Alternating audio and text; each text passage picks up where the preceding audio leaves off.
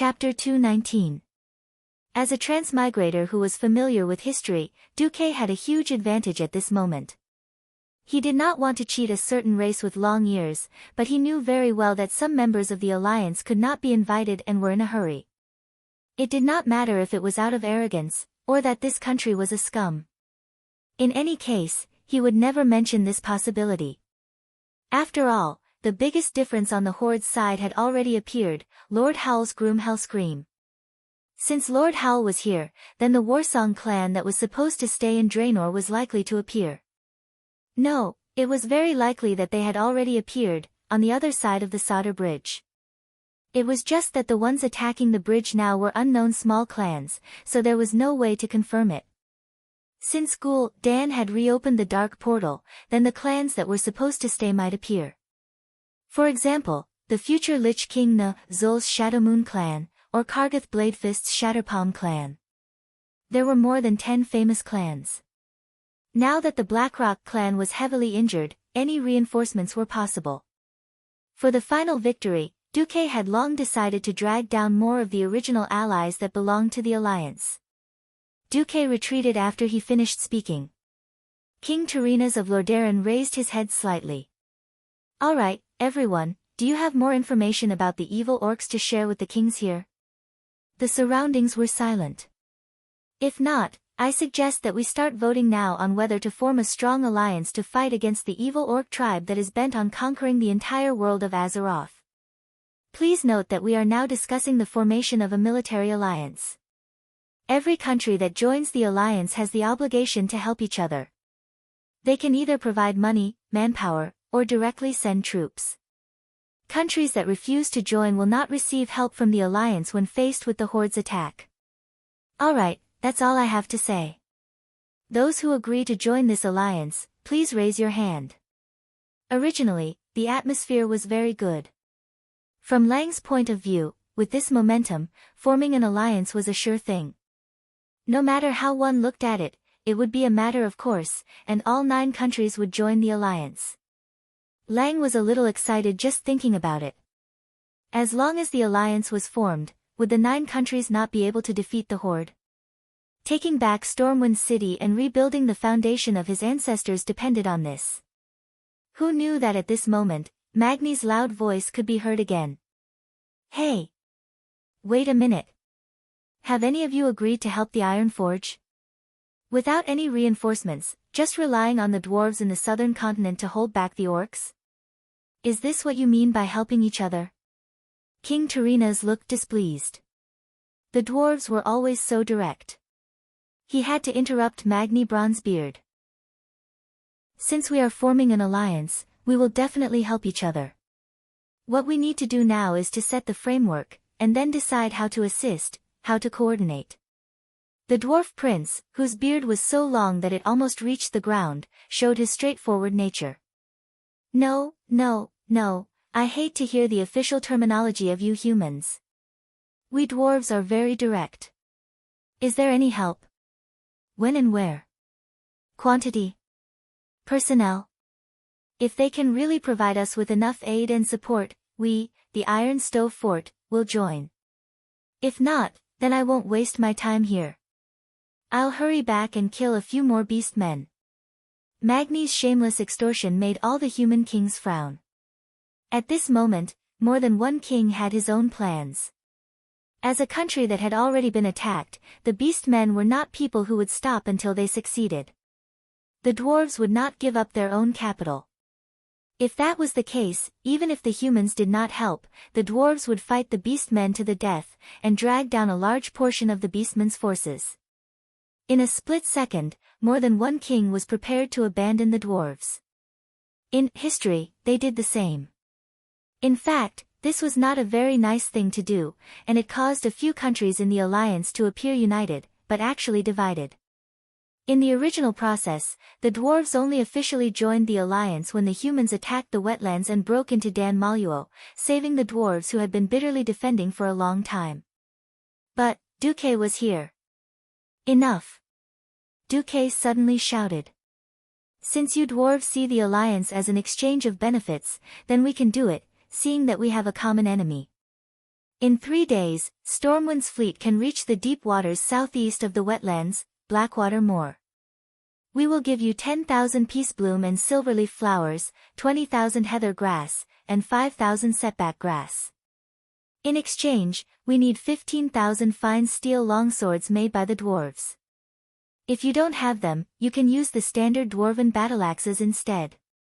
Anyone with a bit of common sense would know that these were low-grade alchemy materials, used to make low-grade healing potions. In a war of this level, high-grade materials were not used much, because high-grade alchemists were needed, and the production would decrease. In contrast, low-grade materials were more useful, because alchemy apprentices had a lot of them. Finished products were hard to get, but getting potion materials was definitely a pleasant surprise. Magni was stunned that Duque was so well prepared. Iron Stove Castle did need help, but Magni was putting more pressure on the newly formed alliance. He did not expect the humans to have any preparations. In his imagination, it would take at least half a month to prepare. He only wanted a more specific promise from the human kings, so that he could confirm whether the humans wanted to use the dwarves as cannon fodder. But Duque had undoubtedly outmaneuvered him. This was a meeting of the kings, and Duque would not make empty promises. Either Duque was the biggest liar, trying to trick him into joining the alliance on behalf of the dwarves. Either that, or the Stormwind Kingdom had really made ample preparations for this war. It was obvious that the Stormwind Kingdom had come prepared. Stormwind, who was eager to destroy the orcs and restore their kingdom, would not trick the dwarves on such a matter. Magni froze, and his expression turned from anger to joy. It was ecstasy. The dwarf prince was also shameless. No, it should be said that he had no shame or integrity to speak of. He immediately apologized. Sorry. My heart was filled with thoughts of my brothers and sisters in Iron Stove Castle who were injured and unable to receive treatment.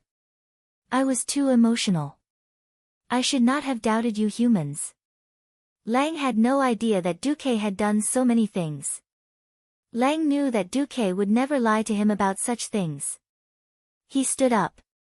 Prince Magni Bronzebeard, as long as we join the alliance, we will be brothers in life and death. I can promise you that Benedict, the Archbishop of Stormwind, will be willing to lead the priests to our brothers in the alliance to help heal our allies. Chapter 220. The Archbishop of Stormwind. This was a huge bet. Lang had always been known as a wise king. As the dwarf kingdom not far north of Stormwind, Magni obviously trusted Lang more. As for Terenas, who was full of official words but had no substance, Magni raised his hammer. I represent the Iron Furnace Castle's bronze-bearded dwarves in joining the alliance. Terenas was not happy with Magni stealing the spotlight, but he would not make things difficult for the dwarves. After all, it was not his Lordaeron that had pledged their support. Then, let's vote. The Stormwind Kingdom agrees.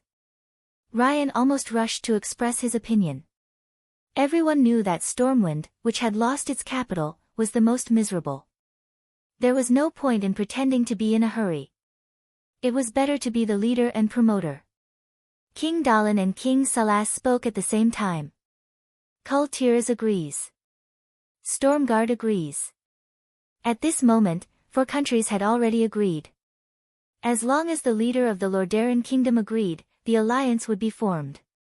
At this time, the calm King Terenas raised his hand. Lordaeron agrees.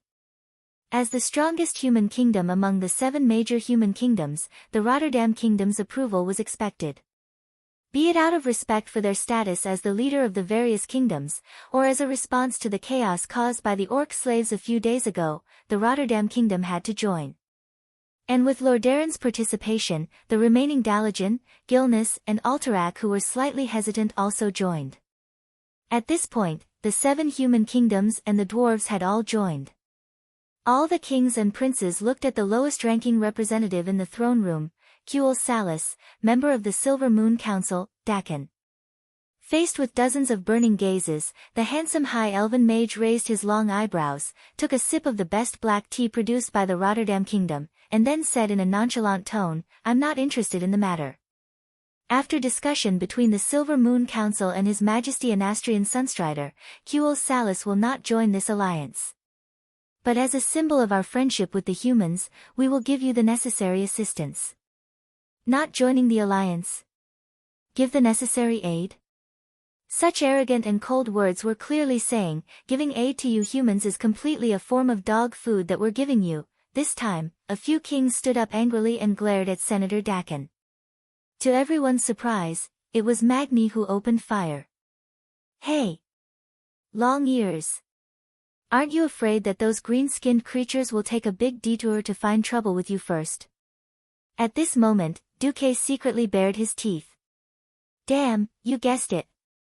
That's right. In history, it was the orcs who had gone around half of the northern continent and went straight to Qul Salis to find trouble with the High Elves. However, Dark Khan did not seem to mind at all. As if he had been struck by Duque's 7 deadly sins, he retorted, the magic of the High Elves isn't something dwarves like you can imagine. Qul Salis had the perfect magic defense system. You don't have to worry about our safety. With that, Dark Khan actually stood up, turned around, and left. Gone. He really left. This was no longer a slap to the face of the Lordaeron family, this was a slap to the face of the entire alliance of 8. For a moment, a few kings even had the urge to declare war on Qul Salis.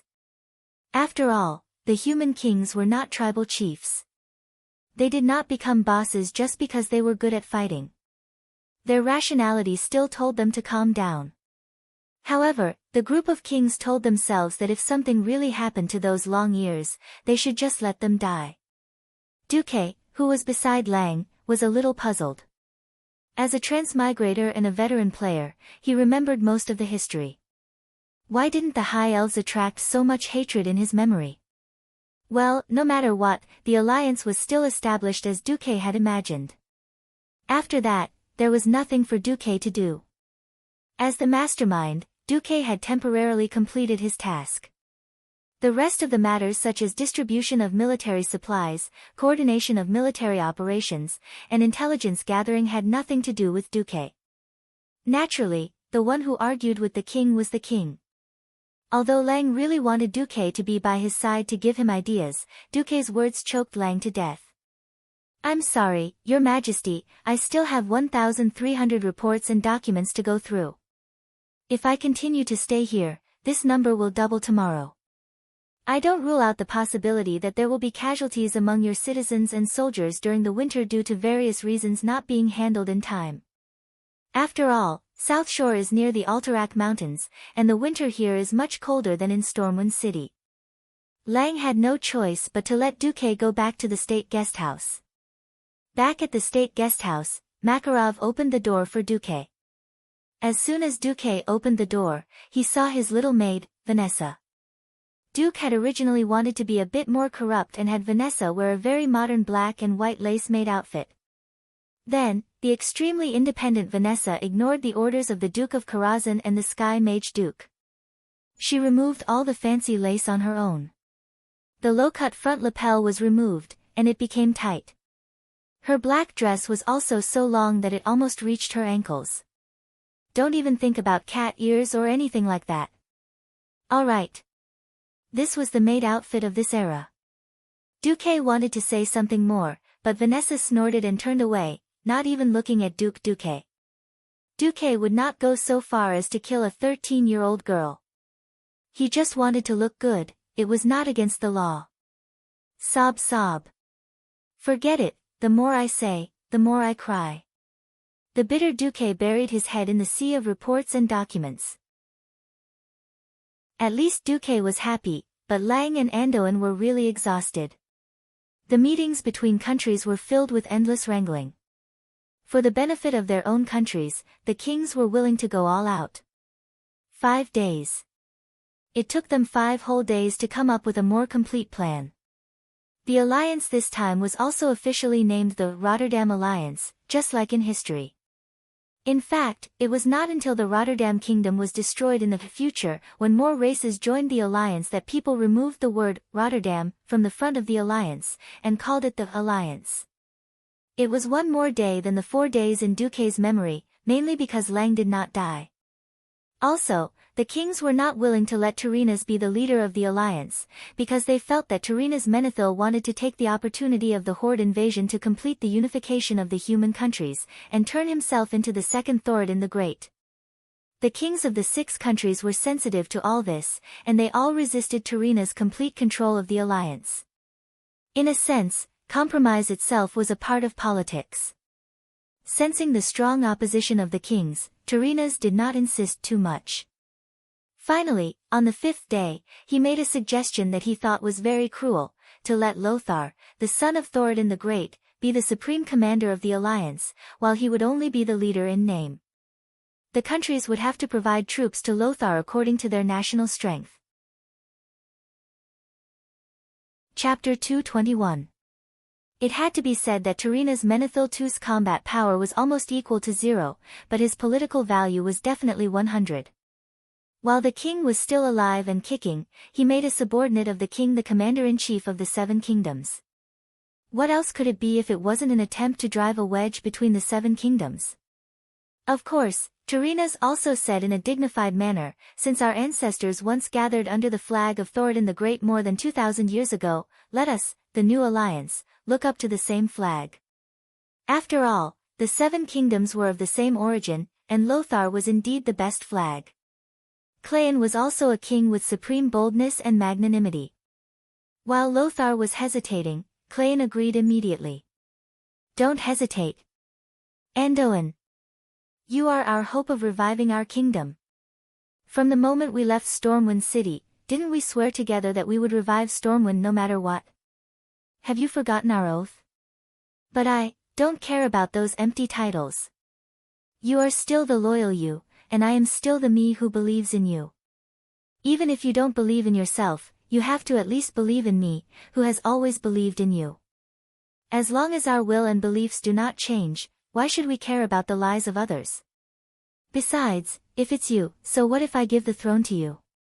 I believe that if Stormwind is in your hands, it will also stand tall among the nations of the world. His words were very serious, so serious that it made all the sowing of discord lose its meaning. Moreover, he said it in front of the kings of the alliance. If Anduin Lothar was really a despicable person, it would not be impossible for him to seize the throne of Stormwind with the testimony of the kings.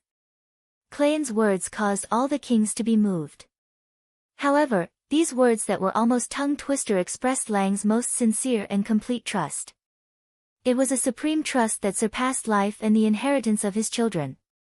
No, no. Lothar had wanted to refuse, but after seeing Lang's passionate and sincere eyes, his heart softened a little. After thinking for a moment, Lothar said, "Then, Lang, I hope to become a duke, at least as the Duke of Stormwind." Lothar was interrupted before he could finish. No, no, no. King Tyrrhenas walked over. Although he was under the gaze of the other kings, his voice was so soft that Lothar and Lang were sure that they were the only 2 people who could hear him. Tyrrhenas explained, "Trust me, as a king, a duke of another kingdom and a knight of another kingdom walking around my territory, these are definitely 2 different mental states." That's right, in the eyes of the kings, knights were insignificant, but dukes were the pillars of the country. Lothar's eyelids twitched. Perhaps you might think that I'm trying to sow discord between you and your subjects, but unfortunately, this is the only choice. The ruler of Lordaeron continued to explain in a low voice, every king wants to deal with their tribe's problems on their own. At the same time, they are very reluctant to see another king enter their territory. Sir Lothar, you are not a king, and your position is not high, so they don't think you can gain anything from this. On the other hand, the nobility of your bloodline is enough for them to not think that they will be looked down upon by other kings. After thinking about it again and again, Lothar finally nodded. All right, I accept the position of commander of the alliance. Lothar's voice had always been loud, and his acceptance made many kings heave a sigh of relief. Tyrrhenas raised his head and arms. Then, I declare that all disputes in the Lordaeron alliance are over. We will fight side by side, just like our ancestors did in the Arathor Empire. After confirming that every king had nodded, Tyrrhena's continued, now, the only one who is suitable to lead our army, the one who inherited the bloodline of Thoradin the Great, Sir Anduin Lothar, has agreed.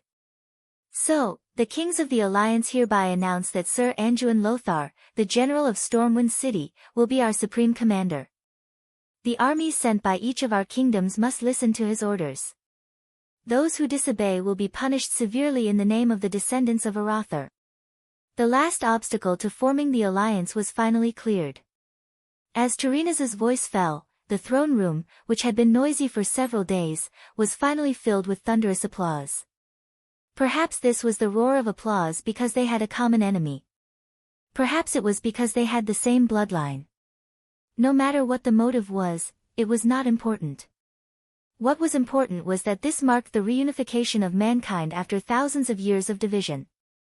It was not only the humans, but also the dwarves. This pan-human alliance had finally shown its sharp claws and teeth to the invaders. The 13th of October, the first year of the Dark Portal. It was the dawn of the day, and the morning fog covered the land as usual. The citizens of Lordaeron, who were still sleepy, stretched and started a new day of activities. Perhaps they were preparing to harvest food, or preparing to open their shops. Although they could not see the first rays of dawn, the people in the city knew that a new day had arrived. The light fog enveloped their beautiful brick and wood houses, and also covered the wide streets of the capital with a thin layer of gauze. Even so, this was still the beautiful Lordaeron that they were familiar with. Everything in their sight, the sounds in their ears, and the calm atmosphere of the city, everything was the same as before. But the next moment, as the messenger cavalry shouted along the street, everything was different. They shouted as they galloped. This was a method of spreading news that was only used when there was news of victory. It had been many years since the citizens of Lordaeron had encountered this method. Yes, the last time was when the heir of King Tyrrhena's, Prince Arthas, was born. On this day, every citizen of Lordaeron heard this news. In order to deal with the increasingly rampant orcs, Lordaeron, the 7 human kingdoms, and the dwarf kingdom of Cosmodan have formed a pan-human alliance, the Lordaeron Alliance. The leader of the alliance will be King Tyrrhena's Menethil II of Lordaeron. The supreme commander of the alliance will be the direct descendant of Thoradin the Great, the noble Sir Anduin Lothar. All allies must send troops, money, and manpower for Lothar to use. The most revered Archbishop of the Holy Light, Alonso's Fail, announces that the Lordaeron Alliance is the representative of justice. The Church of Holy Light will join the alliance in the form of a church, and give every soldier of the alliance the blessing of the Holy Light and supreme courage. Within 3 days, this news spread like it had wings, and the entire world of humans and dwarves was excited. Chapter 222. In fact, many things happened on the 12th of October. Firstly, Lothar's military rank was set as the Grand Marshal of the Alliance. In order to show respect to the descendants of Thoradin the Great, the kings who joined the Alliance army were all admirals. Hence, there were the magical military ranks such as Admiral Lang Rin and Admiral Daelin Proudmoore. Since Duque controlled over 100 warships and 7,000 private soldiers from the previous Bloodsail fleet, he had 2 military ranks, Vice Admiral of the Alliance Navy and Brigadier General of the Army. As for how to unify them, Duque solved this problem during the banquet that night. That's right, the banquet. It was a once-in-a-millennium event for so many human kingdoms to unite. The Lordaeron Palace held a grand banquet that night. The nobles who didn't have the chance to come out all came out. Those who were qualified to enter were at least earls. Of course, earls and marquises were not qualified to go and have fun if they weren't dukes who commanded the army. Coincidentally, Duque was the star of the alliance, the inheritor of Mediv, the killer of Sargeras, the leader of the 100,000 tribes, the youngest sky mage, the Duke of Stormwind, and the owner of a large naval fleet. No matter which one it was enough to make Duque the center of attention. King Daelin had long black hair that smelled like seawater. His long and curly mustache made him look very masculine. One could tell from his well-defined face that Daelin was definitely a handsome man when he was young. Not long after the banquet started, he brought his eldest son, Drake, to Duque. Duque and Lang exchanged glances. Of course, Lang knew why Daelin came. In fact, Lang didn't understand Duque's decision. However, Duque's foresight was far better than his, so Lang agreed with Duque's decision in the end. Hello, Duke Marcus. As partners who are going to conquer the ocean and feed the orcs to the fishes, don't you think we should have a good chat? Daelin raised his crystal plate full of wine and touched it with Duque's plate. The two looked at each other and smiled. Then, Duque raised the plate towards Prince Kultiras to show his respect. Then, he, Daelin, and Drake downed the wine in the plate in one gulp. Actually, I'm very envious of you mages. You used powerful magic to easily seize a fleet. You should know that it would take at least 3 years even if all the shipyards in Kultiras worked day and night. Duque smiled but did not say anything. Your Majesty Proudmoore, you're not thinking of asking me for the fleet that I obtained from the Bloodsail pirates, are you? No. No.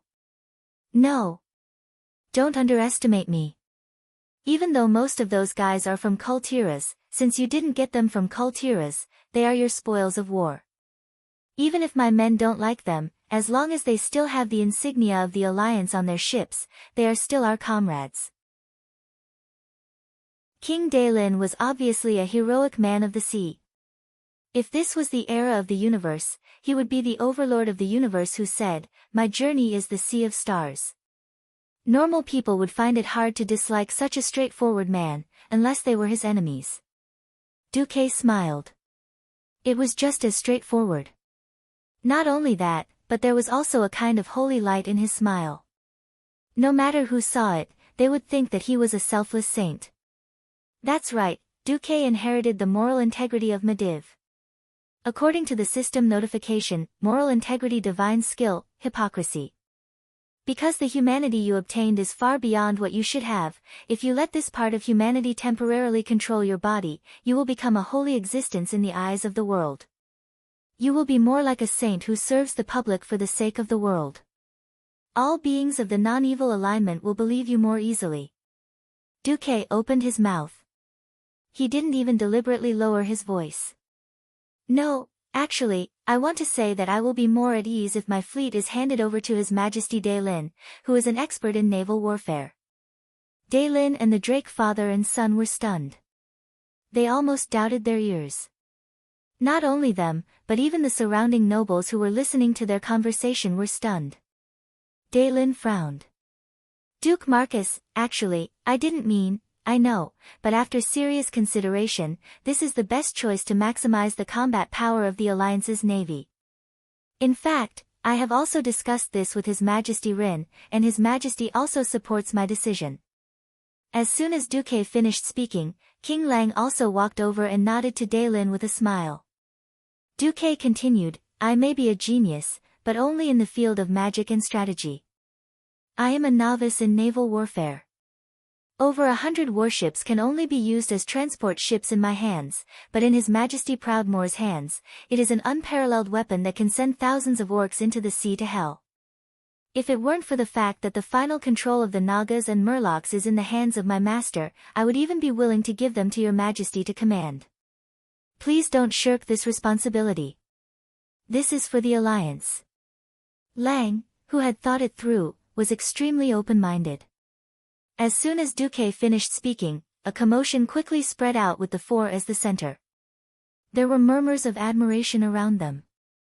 This was what it meant to serve the public, and what it meant to look at the overall situation. Which king didn't have their own plans for forming the alliance? Daelin was definitely very envious of Duque's fleet. In private, he had complained to his son more than once that Duque recklessly wasted God's resources. Now, he said, for the alliance. A fleet of over 100 warships was transferred just like that. What kind of internationalism was this? After all, if Daelin was sinister enough, he could completely wipe out Stormwind's hard-to-come-by assets. With Duque being so magnanimous, Daelin's small complaints had long since flown out of the atmosphere. Daelin raised the wine plate that the waiter had filled for him and said loudly, did everyone hear that? Lieutenant General Marcus is willing to transfer all the warships to me, Daelin Proudmoore, for the alliance. Yes. The aristocrats said in unison. Since His Excellency Marcus is willing to make such concessions for the alliance, then I, Daelin, cannot fall behind. I, Daelin, hereby swear in the name of Thoradin the Great's collateral descendants that I will not mistreat the fleet that His Excellency Marcus gave me. Even if Kurtira's first fleet is wiped out, I will not let His Excellency Marcus' fleet be wiped out. The uproar spread like ripples and quickly spread throughout the banquet hall. Everyone applauded. They praised Duque and Lang for their magnanimity. What the alliance feared the most was that the kings would be secretive and unwilling to send out their main force. In the end, Lothar was likely to become a lone commander. Now, it was clear that Duque had made a good start. With Duque taking the lead, presumably the other kings would be too embarrassed to send out their ugly second-line troops. Chapter 223. When Duque announced that he would be donating 1,000,000 Arathor gold coins on behalf of Stormwind, the entire banquet hall was in an uproar. Perhaps one could say that Duque was putting on a show, but it was still a show. When Makarov brought his men to the plaza outside the banquet hall and opened the chests to show everyone the shiny gold coins, the entire hall was left with nothing but awe and admiration. Duque did not give the money to anyone else, but to the Archbishop of the Church of Holy Light, Alonso's Fail. A long time ago in the Dalajan, a Lordaeran missionary threw a copper coin into the fountain and made a wish. I hope that one day I can spread the way of the holy light to every commoner, and teach them the meaning of the three virtues. This missionary was the Archbishop of the Holy Light, Alonso's Fail. His footsteps covered every city on the continent, and his name as the Saint of Mercy had long been recognized by the entire continent. It was no exaggeration to say that he was the synonym of justice and holiness in this era. Duque said sincerely, I believe that the Archbishop will distribute the funds fairly.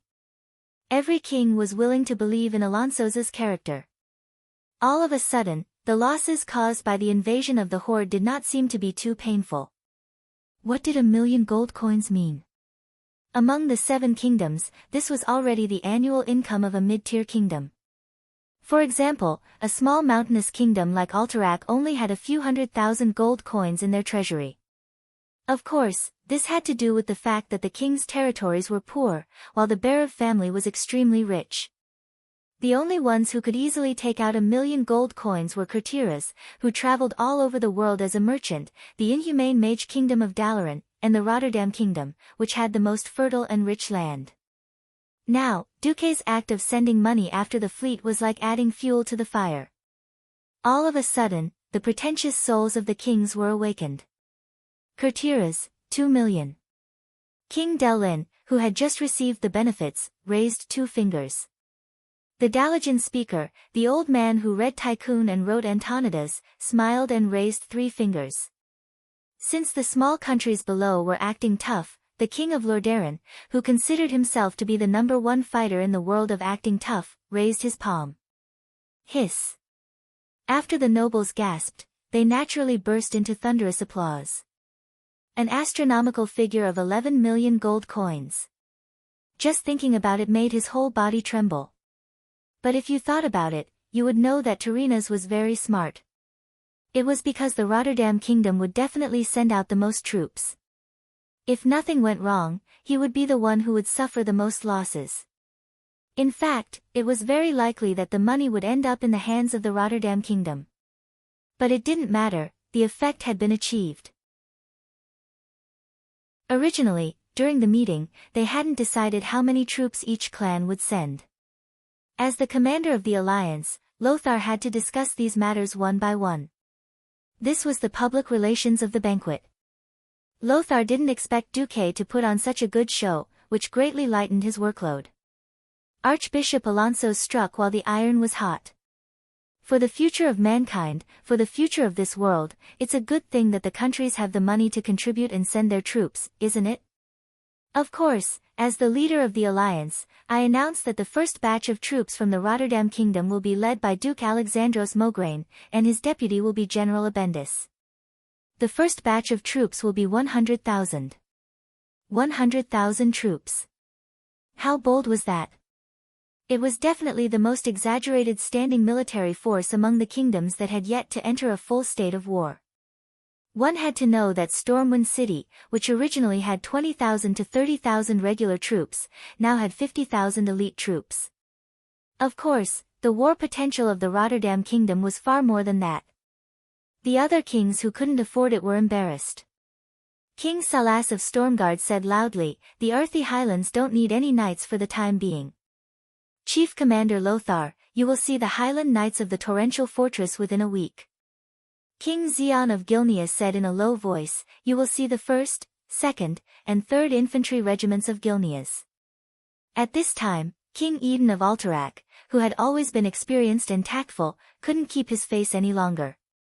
"The Eagle Knights of the Alterac royal family will be under your command within a week. Chief Commander Lothar." Knights and cavalry were two different concepts. Even though they were both riding horses, knights were much more superior than cavalry. Every knight had to start as a poor knight candidate. They were usually servants who followed official knights to learn horsemanship, combat, etiquette, and other knowledge. Then, they had to prepare a warhorse and a set of armor. Don't underestimate a set of armor. A qualified knight's armor, unless it was passed down from generation to generation, was not something that ordinary people could afford even if they worked hard for a lifetime. If it was before Duque's transmigration, it would be equivalent to preparing 1 million RMB. Note that this was only the price of the armor, not the horse. Not just any horse could be used as a warhorse. Ordinary horses could not possibly bear the weight of a few hundred kilograms of armor and human. It was not cheap for a warhorse to bear such a weight and charge at high speed. If converted to RMB, it would be more than 500,000 renminbi. Basically, at a glance, any standing horse that was less than 1.7 meters tall was not a warhorse. So, raising a knight regiment was equivalent to raising at least 5 infantry regiments. These knight regiments were the treasures of the various kings and were rarely seen. The Gilneas kingdom lacked horses, so they directly pulled out their main infantry regiment. When Antonidas told Lothar that there would be a group of 200 mages led by one of the 6 members of the Kirin Tor Council, Lothar was grinning from ear to ear. He gave Duke a thumbs up. "Thank you, child. I see a holy light in you. You have a beautiful heart that shines brighter than gold." The next moment, when Alonso's wrinkled hand touched Duque's shoulder, Duque's entire body emitted waves of gentle platinum light. This was the effect of Duke inheriting the moral integrity of a certain mage god. "Ha! Child, I didn't expect that apart from your amazing talent in the path of mystery, you also have unparalleled talent in the path of holy light. If one day, you can't continue on the path of mystery, the Stratholme Cathedral's door will be open for you." Awkward. What an awkward situation. So, after inheriting Mediva's moral integrity, I can become a holy priest. Duque thought that as a modern transmigrator, even if he became a priest, he would only be a shadow priest. This feeling was really like a dog crying.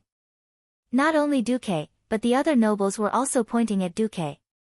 No one thought that Duque, who burned 100,000 orcs to death, had the heart of a saint. Chapter 224. Of course, Duque did not have high hopes of becoming a divine archpriest. There were as many bosses as there were stars in the sky. He did not know when he would die twice, and he would lose his integrity. Hence, Duke was very touched by Alonso's invitation, but he refused to accept it no matter what. At this time, King Dalin came up and patted Duque's shoulder. "Forget it. Archbishop Alonso's, I think a good guy like Duque should not be a saint. The world needs him, Anne." Dalin suddenly smirked. Duque suddenly shuddered. It was a bad feeling. Sure enough, Duque was shot in the next second. Actually, if Duque is willing to use his fleet as a betrothal gift, I am willing to betroth Jaina to him. Not just Dalin, even his brother-in-law, Drake, who had a black forehead, said, "I'm told that you look mature, but you're actually only 15. My sister is only 12. Duque almost choked on his own saliva and ran to his corpse. Forget it. In that history, Jaina sold her father and caused the death of her father and countless rumored boyfriends. Even if I can resurrect, I can't handle it. Duque decisively shifted the blame. Ha! I'll pass. I don't want to piss off Prince Arthas. At this moment, the 12-year-old Jaina had already shown her potential as a beauty. Arthas, the unlucky childhood sweetheart, was head over heels for her. A little later, she would attract the heart of Kale, that's, the Prince of Kuel Salis. Oh, if it's a fair competition, I won't say anything even if my son loses. Terenas walked over. Duque continued to change his target. Ha, I don't want to be the public enemy of the Dalajan stars. That's strange. Isn't it natural for explorers of the mysterious path to seek a partner with the same magical talent? Archmage Antonidas came over to make up for it. Duque cried in his heart. You guys, why are you so obsessed? Do you think you're the aunties of an illegal matchmaking agency? Duque stuttered. At this moment, all of these old and sly fellows could see that Duque had an inexplicable resistance to the name Jaina. Dai Lin was magnanimous. He laughed and patted Duque's shoulder. It's all right. Perhaps you will change your mind after you see the jewel of Kultiras in my house. Terenas waved his hand. Kalia, come here. Yes, father. A generous and gentle voice came, and the bones of the surrounding young nobles all softened. Kalia Menethil was the second in line to inherit the throne of Lordaeron. She was the elder sister of the famous Arthas in the future, and she had a good relationship with Arthas. It had to be said that Princess Kalia had inherited her mother, Queen Lian's beauty. She had a quiet, oval face, extremely exquisite and noble features, and soft golden hair that cascaded down to her shoulders like a waterfall. When Kalia, who was wearing a white dress, walked gracefully in front of Duque, intentionally or unintentionally showing off her exquisite figure, everyone around could not help but gasp in admiration. What a perfect beauty! She was only 15 years old. If she became an adult, how beautiful would she be? Lothar whispered in his loud voice, damn, I almost want to marry again. This joke was met with a burst of friendly laughter. A faint blush appeared on Princess Kalia's face, but she still greeted him graciously, good evening, Duke Marcus. Lothar, this bastard, actually tricked Duque. Hey, young man, the princess greeted you. Don't you feel embarrassed if you don't give her a greeting gift? For a moment, the surrounding nobles jeered. Gift! Gift! Gift! Anyway, everyone knew that Duque was a tycoon. Didn't the cunning Terenas want to more or less trick Duque? Kid, at least give me 10 pounds of pearls, right? Duque was actually poor. Although he did not care about money, there were hundreds of thousands of refugees, and he had come to Lordaeron to show off. He really did not have much money left. Because of the war, the nobles instantly tightened their purse strings. It was difficult to sell luxury goods for a high price now. Something like 10 pounds of gold pearls, Duque did not want to give it. Moreover, she was the princess of Lordaeron, the strongest of the 7 kingdoms. Would she care about this? Of all things, she could not lose face. Duque gently waved his mage cloak. He was just short of saying, get out of my way, I'm going to show off.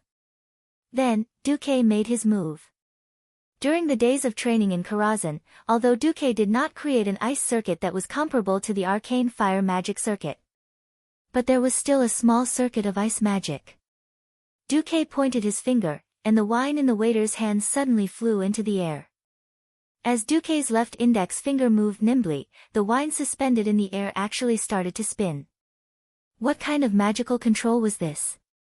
Duque's understanding and control of elemental magic was completely beyond the imagination of an archmage like Antonidas.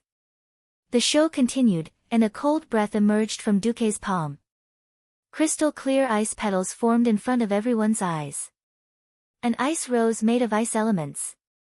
Under the brilliant light, every single ice rose petal could be seen clearly, layer upon layer, forming a blooming rose.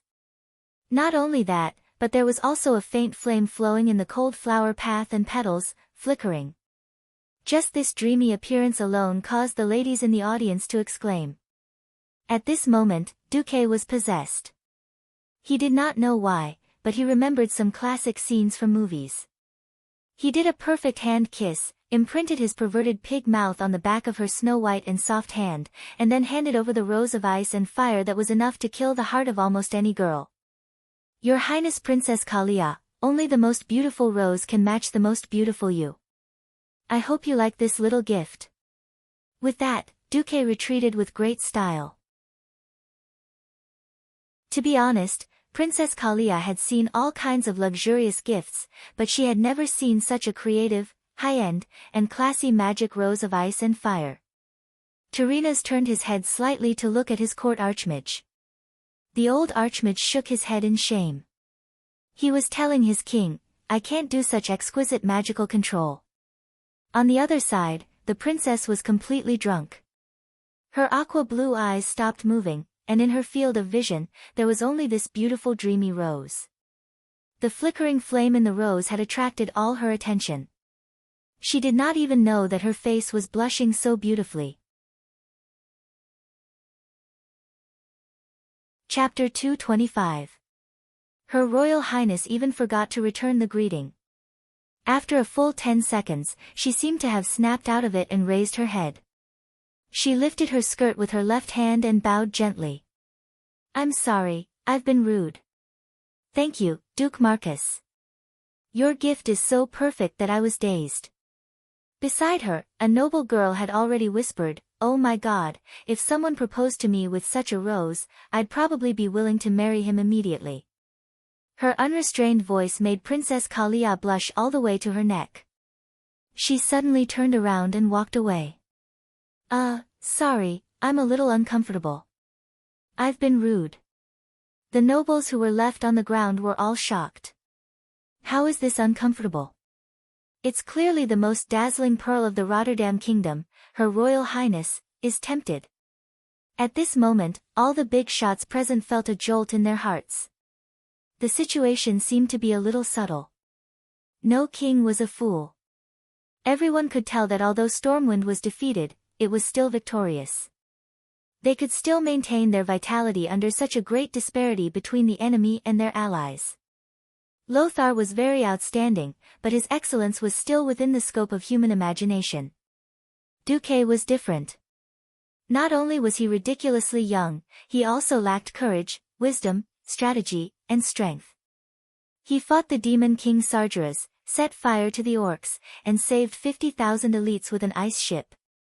If all of that was just limited to rumors, the establishment of the alliance after Duque came to the Rotterdam Kingdom was really seen by all the big shots. Everyone knew that without Duque's intelligence and deductions, the alliance would not have been established so quickly.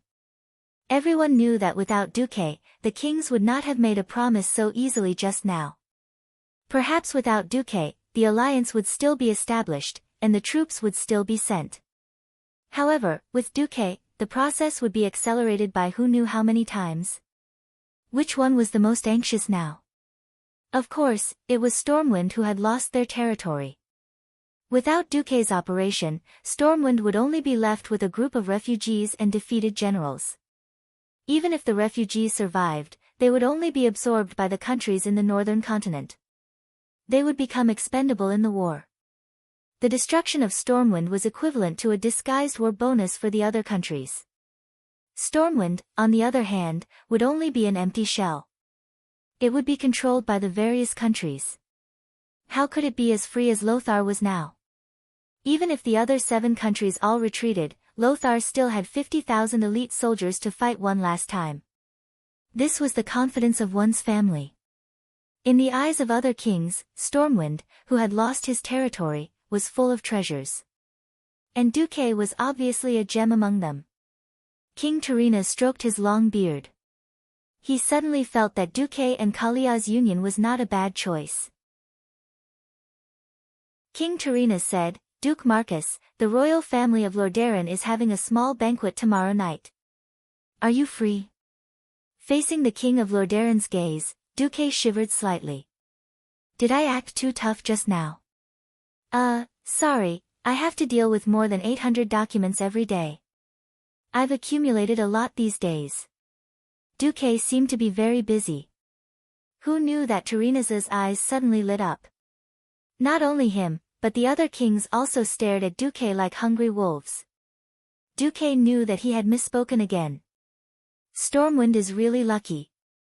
My 12 cabinet ministers might not even be able to deal with 800 documents in a month. Terena seemed to have found another reason to rope in Duque. Duque's mind was filled with curses. Yes. In terms of magic and strategy, he was starting to mature. But whether it was in his previous life or this life, his political sensitivity was zero. Duque decided to play dumb. After some small talk, Duque was dragged away by Lang. On a balcony, the door was closed, blocking out the noise of the banquet. At this moment, the king, who had always been wise most of the time, seemed a little lonely. Duque. Actually, I want to say, I'm very grateful to you. Without your arrangements, I would have died a long time ago. Most of the soldiers and civilians of Stormwind also died in the city. I wouldn't have formed an alliance today. Ugh, Your Majesty, wait, let me finish. You are a very talented person. To be honest, I always thought that I could give you everything you want, but it turns out that I was wrong. Stormwind is too weak. If you think that joining another kingdom is a better choice, I will give you my blessings. Wait. Your Majesty. Wait. Are you mistaken about something? I've never thought of leaving the Stormwind Kingdom. Duke, who felt that something was amiss, quickly interrupted Ryan. But that was an invitation from the strongest nation in the sea, Courtiers, and the strongest nation, Lordaeron. In Lang's eyes, Stormwind was now a broken ship. What kind of joke is this? I just boarded the best ship, and now the captain is asking me to jump ship. Only Duque knew that after a period of time, the 7 human kingdoms, except for Stormwind, were all destroyed or crippled. Duque couldn't calm down at all. He knelt on one knee. Although I wasn't born in Stormwind, I like Stormwind. Here, there is Your Majesty who trusts me, and there is a commander who is willing to cooperate with me. Here, I can use my strengths. Your Majesty, if you still don't believe me, you should at least believe in your deceased good friend, Medivh. Medivh? Suddenly hearing his good friend's name, Lang was in a daze. Yes. You can see Karazhan as a legacy, or you can see it as a deal. Medivh gave me Karazhan, gave me a direct passage to the supreme throne in the mysterious world. As the price, I am willing, and I am also obliged to protect Stormwind. So, Your Majesty, don't think too much. Even if I marry a noble lady, there will only be one more Duchess of Karazhan, and not one more Prince of some kingdom. Hearing this, Lang was finally relieved. At this time, Lothar came over with Archbishop Fail. Lothar quietly opened the glass lattice door of the balcony, and Duque went to open it. Archbishop Alonsos has something to say to us. Alonsos walked over and smiled. I won't take up too much of your time, but I think what I'm doing will be of great help to you and the entire alliance. First of all, Stormwind is righteous. The Church of Holy Light will not only provide support to the alliance, but after defeating the orcs, the Church will also start collecting donations from the believers to support the reconstruction of Stormwind. This sentence carried a lot of weight. Lang's Stormwind had almost lost its source of funds, and every bit of support was precious. Thank you, Father. Lang bowed slightly. The second thing, and the most important thing, is that I found a new way to use the holy light. It's an important way to use it. Chapter 226. It's here. It's here. It's really here. When Archbishop Fao said that, Duque's heart almost jumped out of his chest. He had had enough of the ferocious people in the tribe. Any one of them would make him have no choice but to let Lothar go. Think about this terrible dialogue. I have General Pan, oh, it's roar, hell scream. I let Lothar go. I have the sword Sage Samuro. I still let Lothar go. I have the hammer of destruction. I can only let Lothar go. What the hell is that? It's embarrassing just thinking about it. Do you think there's no one in the Grand Alliance? Duque really wanted to find a chance to make use of the flexibility of the mages to bully the tribal chiefs. However, Duque was clear that the demigod warlock Ghoul, Dan in the tribe had definitely awakened. Not only Ghoul, Dan, but the remaining warlocks were all strong enemies. Under the confrontation between the two armies, Duque had almost no chance to get past the warlocks and directly beat up the chiefs. But it was completely different now. The glorious name of Alonso's FAO was not remembered by the majority of players before Duque's transmigration because of his holiness, but because he was the mentor of the first 5 paladins. Among the 5 gold saints, oh, no, among the 5 paladins, 4 of them were monsters that were so fierce that they did not seem human. In history, except for a guy who was shoved in by Lothar to make up the numbers, the 4 of them had left their names in history. It was a little exciting to be able to witness the birth of the first paladins. Duque, Lang, and Andoin all pricked up their ears. Do you remember the conversation we had after you came to the Rotterdam? FAO paced in front of them. I remember. It was about the destruction of the Northshire Abbey. At this point, FAO's gaze dimmed. I have to admit, I was very depressed. If I could find a way for the monks to survive this sudden outbreak of war, I would not have been able to do so. Perhaps the bearers of holy light would not have suffered such a heavy loss. Noxus nodded and sighed. Indeed, the path of holy light of the priests does not allow them to wear any equipment above leather armor. Thin cloth clothes do not give them enough protection at all. In the face of the orcs' great strength, we are still weak even with our full armor, let alone the priests who have almost no armor at all. Fail smiled, a genuinely happy smile. When I was thinking hard about these problems, an idea suddenly appeared in my mind, as if the holy light had enlightened me. Have you found a way? Lothar asked. That's right. Fail clapped his hands and said, I will establish a new branch of the church, the Holy Knights. Not only did they have devout faith, but they also practiced a lot of battle techniques. Not only did they receive combat training, but they also received training in prayer and healing. These brave warriors will have both military and spiritual abilities, especially the ability to use the power of the holy light to bless themselves and others. Can you really do it? Noxus was full of doubts. He didn't think that a priest who could only heal soldiers could charge to the front line to kill the enemy. Duque almost wanted to remind Lothar that it was the 2 he saw in the palace that day. But Duque held back. Fail smiled and made a gesture of blessing. Lothar and the other 2 saw a wave of holy power suddenly converge from Fail's body, whose whole body was glowing. It gathered above Fail's head and formed a holy seal shining with red light. That holy seal was obviously full of power and strange power, but the 3 of them felt a sense of peace and tranquility at the same time. An indescribable sense of happiness reverberated in their bodies. Is this the power of the Holy Knights? Lang muttered to himself. Yes. Fail smiled. Duque impatiently asked, have you found suitable candidates? Actually, I have found 4. You can meet them tomorrow morning. But if you have more suitable candidates, you can also provide them to me. I want to personally enlighten them with the holy power in their bodies in the holy city of Stratholme within a week. At this moment, Duque was excited. This wasn't some fake great master randomly blessing a female benefactor's body. This was the enlightenment of the one and only holy light grand teacher in the world of Azeroth.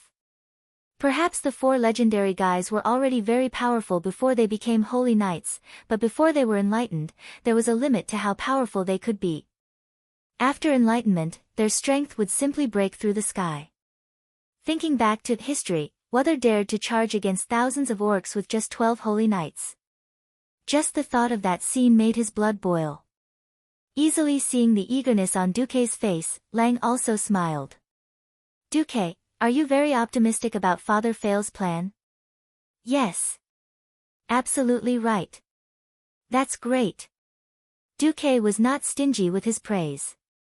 I think this is definitely an epoch-making new force. Not only will I let my follower Reginald Windsor come to receive enlightenment, I strongly recommend that Duke for Dragon come as well. Bolvar. Lang was a little puzzled. Your Majesty, don't you think it's very suitable? Duke for Dragon has an extremely devout faith, a fair heart, and superb combat skills. Of course, in Duque's heart, Bolvar was much worse than Andoin at this moment. He would still be sending himself to death if he met the chief of a large clan. After hearing Duque's words, both Lang and Andoin felt that it was a good idea. Andoin asked, who will watch over the South Shore army if Bolvar comes over too? Lang smiled. Of course it's me, the general of the alliance. After saying that, Lang gently punched Lothar's chest. The unparalleled trust between a king and a subject was completely revealed.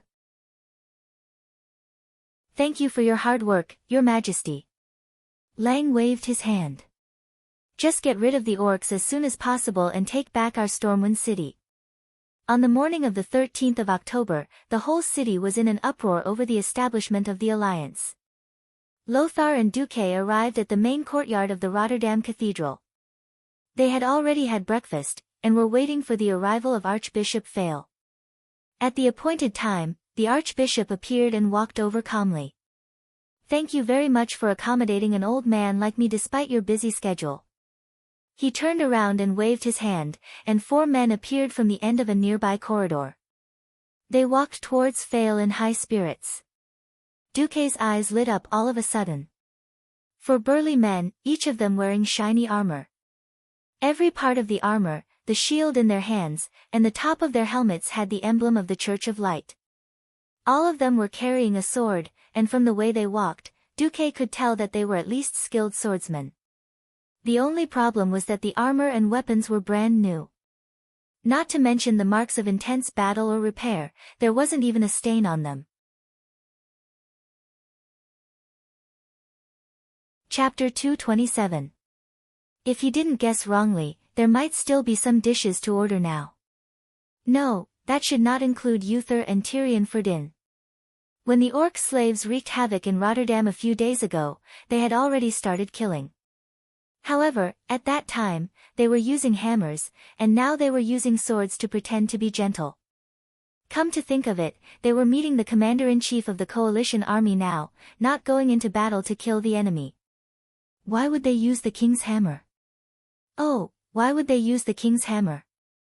Anyway, in order to give the commander-in-chief a good first impression, they naturally had to look good. Few people would bring their own background music when they appeared, and Uther was clearly one of them. He was handsome and elegant, coupled with his burly figure and sunny appearance, as well as the faint glow of holy light wrapped around his body. If one took a closer look, they would feel as if they were listening to the organ playing hymns in a church, and the faint but melodious singing of the holy children echoing in their ears, giving them a feeling that even their souls had been sublimated. Please allow me to introduce Uther, Sidan Dathahan, Tyrion Ferdin, and Turayan. Fail pointed at them and smiled like a proud father who was promoting his sons to the parents of the women at a blind date. They will be very important members of the Silver Hand Knights that I am about to form. Fail paused for a moment, and then introduced Lothar and Duque to the 4 paladin-in-waiting. This is Sir Anduin Lothar, the general of Stormwind City and the commander-in-chief of the Alliance. And this young mage is his colleague, Duke Marcus, the great hero who killed the demon king Sargeras and burned hundreds of thousands of orcs. Fail smiled. Now, it's time for you young people. The 6 of you have a good chat alone. The archbishop nodded to everyone and left the courtyard. Duque had never thought that he would one day be worshipped and sought after by those famous and powerful people of later generations. However, thinking about it, Duque had long been famous. In fact, Lang had also intentionally or unintentionally promoted Duque's reputation through MI7. Compared to Lothar's series of inconspicuous achievements, Duque's deeds as a young hero were more legendary. The more desperate the situation was, the more people hoped to see a hero, a role model, a leader who could lead them forward. Duque did not disappoint. Therefore, Duque's reputation also rose. You couldn't kill Sargeras back then. I'm sorry, but nobody knows how to destroy the fallen Titan's soul. Just how powerful are demons? When I have time, I can teleport you to Karazhan. It's attacked by demons once a week on average. Lothar and Duque were surrounded by the candidates. Turalyon, the shortest of the group, seemed to shrink back. Others, like Uther and Tyrion, were relaxed and at ease. Compared to Duque, who was familiar with the future, Noxus was still doubtful. He didn't know what this new class would bring to the Alliance's army. When Lothar was thinking about how to give them hope without dampening their enthusiasm, as well as how to make arrangements for them, Uther broke the silence. Dear Commander, the Archbishop has told us the direction to go. We are also very clear that we are about to face an extremely cruel battle. We will listen to all your orders, and we will fight for the people and die for the people. You can order us whenever you feel it is necessary. Uther was a tall man with a chiseled face, and his expression was always full of determination. There was a faint golden glow in his sea-blue eyes. It was a gaze that was almost holy. From his words and body language, Duque and Anduin could feel Uther's devotion to the holy light.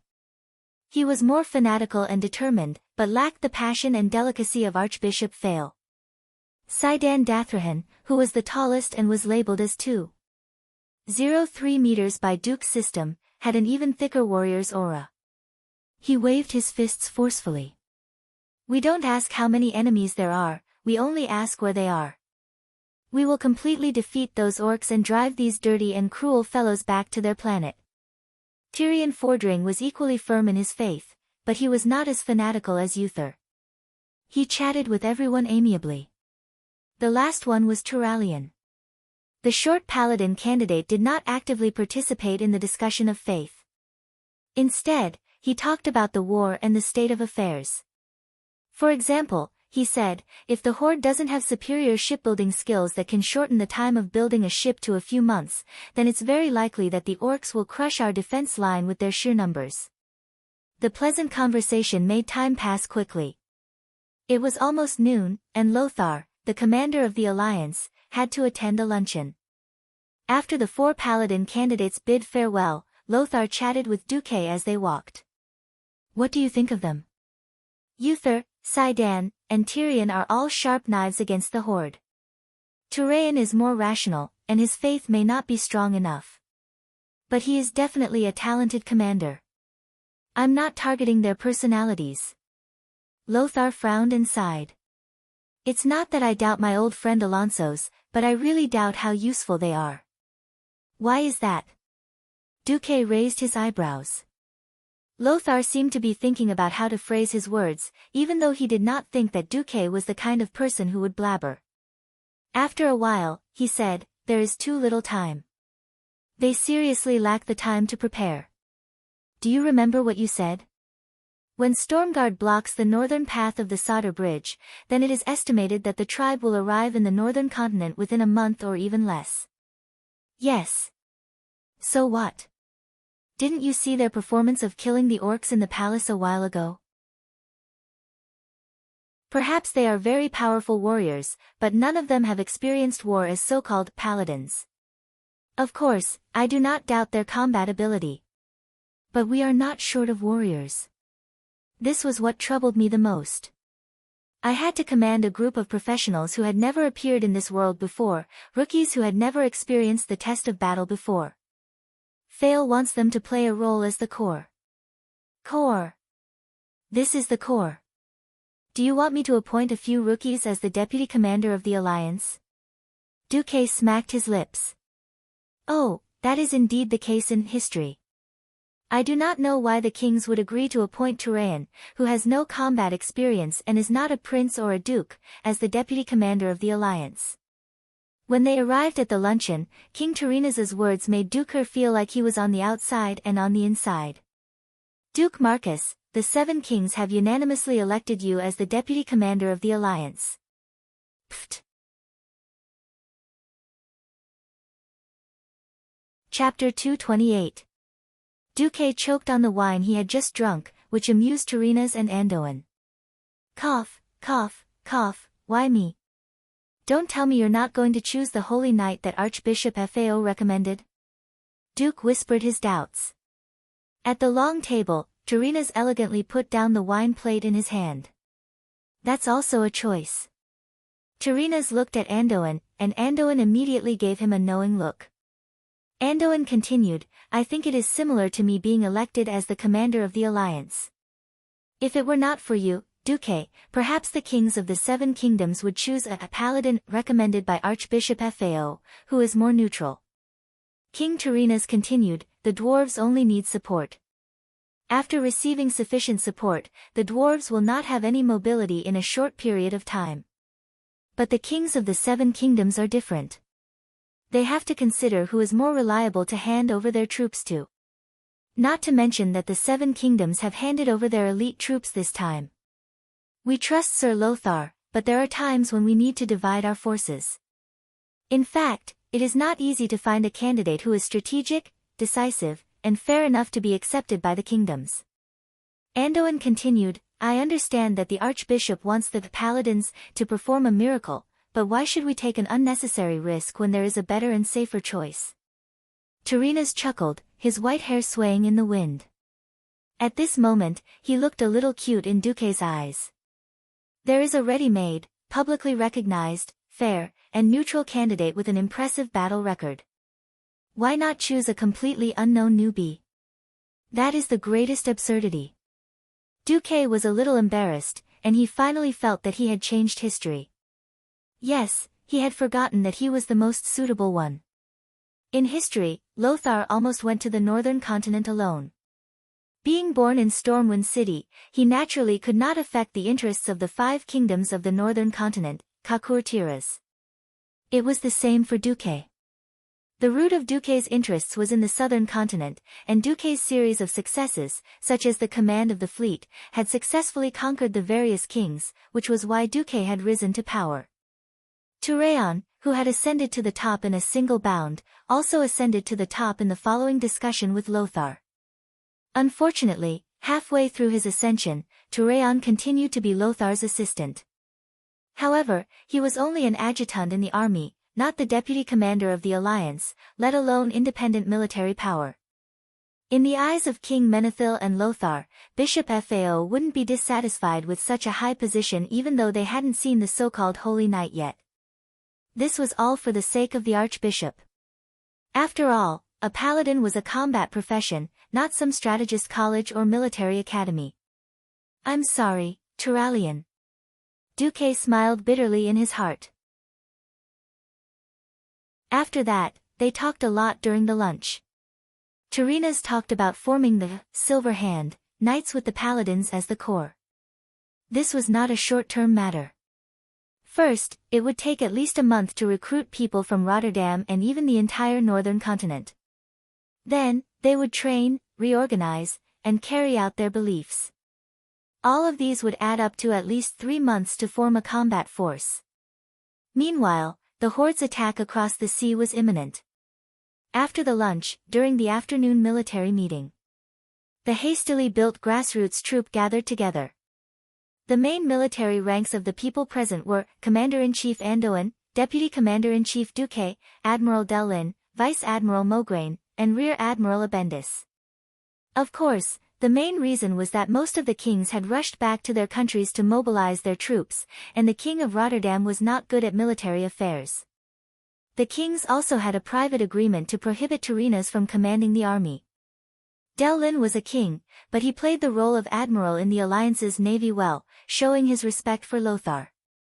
The current situation is that my fast reconnaissance ship discovered that the Horde has built a large number of small and medium-sized transport ships, but not a single ship that is comparable to our destroyer. A large-scale sea crossing without any cover. Lothar's head hurt. This is not common sense. That's common sense.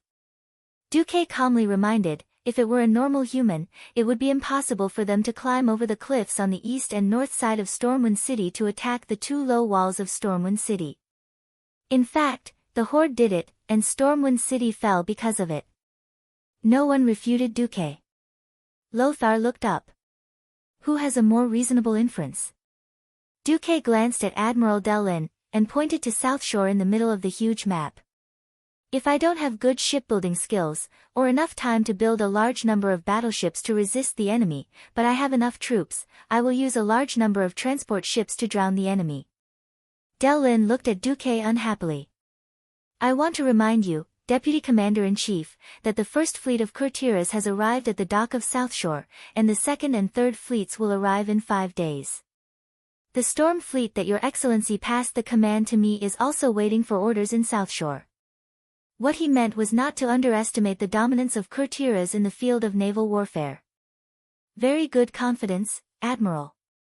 May I ask how many battleships the 4 fleets have in total? 12 reconnaissance ships, 312 destroyers, 89 cruisers, and 18 large battleships. Admiral Delin puffed out his chest proudly. If the Horde comes with these moving target ships, the courtiers' navy can destroy them all on the sea. Very good number, but what if the Horde comes with more than 10,000 transport ships? 20,000? 30,000?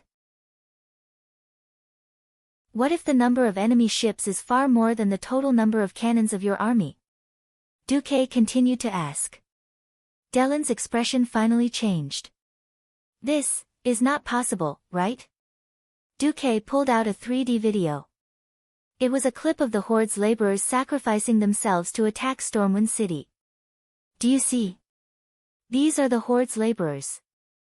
These laborers have no value in the eyes of the orcs, and they will be used as cannon fodder. There are more than 500,000 known Horde warriors, and this does not include these laborers. If I hold this card, I'll build 20,000 transport ships. The first 5,000 will be the lowest number of laborers to maintain the ship's voyage. I'll even use the ships to exhaust the humans' ammunition. When your ship's cannons are about to explode, my official army will arrive. The generals were all numb. Lothar took a deep breath. What good idea do you have? Duque smiled. Please allow me to introduce the South Shore defense line. Chapter 229. Duque was very busy. After introducing the South Shore defense line. Originally, he would have continued with the military discussion.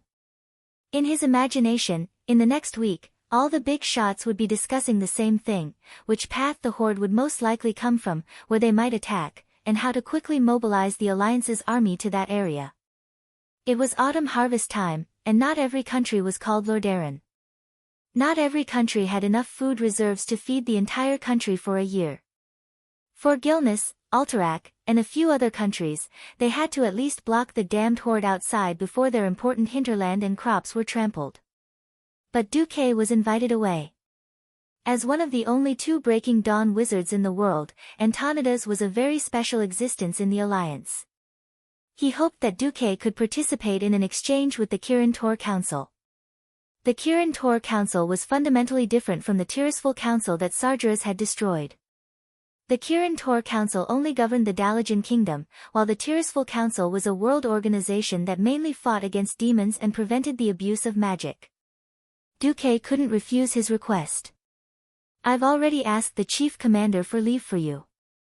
Although I'm a little sorry, the Kirin Tor Council hopes to meet you in the Dalajan. I'm sure you're familiar with teleportation portals. Antonidas, who had a long white beard that almost reached his belly, chuckled at Duque. Duque nodded. Then, arcane energy flowed out of Antonidas' hands. Spatial lock, arcane energy harmonization, spatial scan, a series of small enchantments dazzled Duque. When he counted to 3, Duque stopped counting. Anyway, the system genie had already recorded it for him. He would study it slowly when he had the time. When he stepped into the purplish-red portal that seemed to be breathing and contained a strange arcane wave, Duque immediately felt the difference in magic between him and Antonidas. With the help of the system, Duque was already very strong.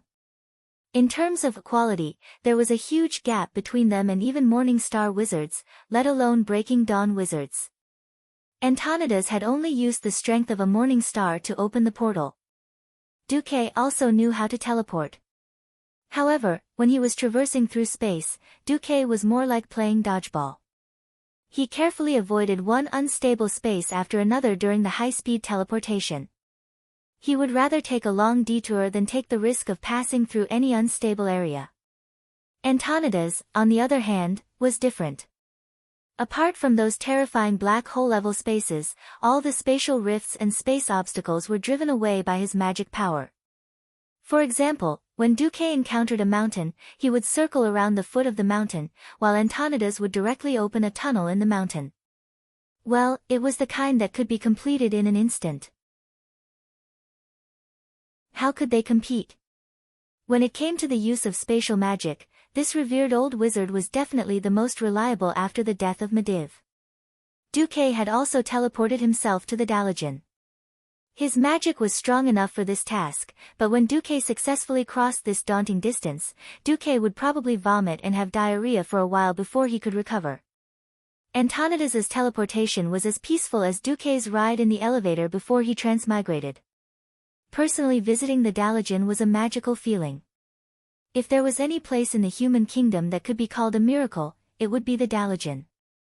Located south of Lake Lordaeron, this wondrous city was a combination of wisdom, power, grandeur, beauty, art, and mystery. It was the most dazzling pearl in the entire continent. Even though the Lordaeron kingdom on the northern shore of Lake Lordaeron was equally beautiful, compared to the Dalajan, it still lacked the extraordinary sense of miracle.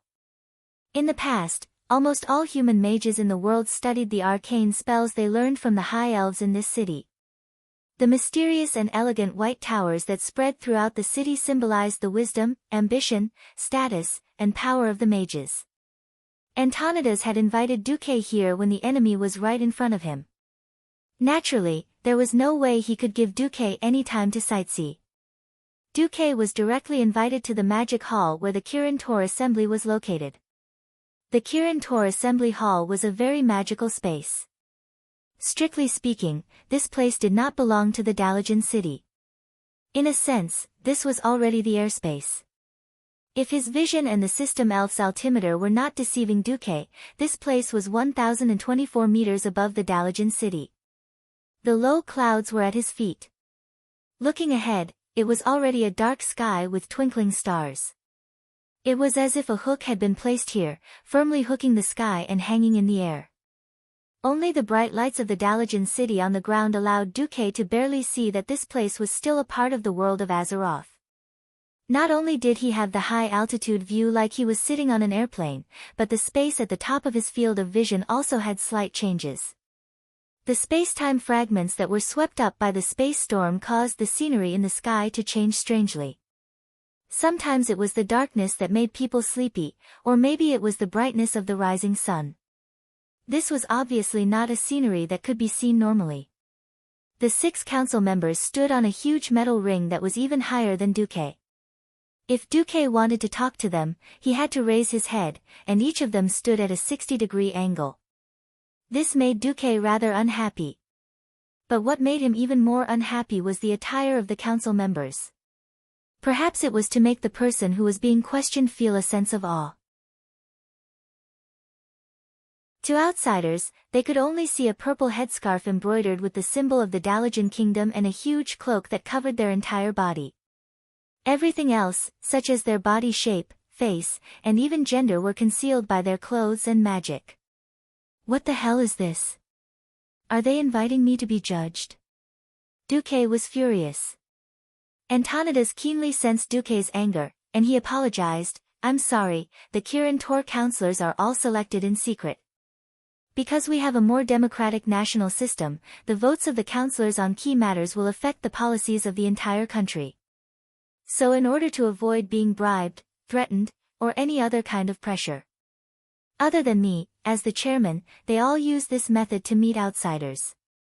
What angered Duque the most was not this, but the look in their eyes.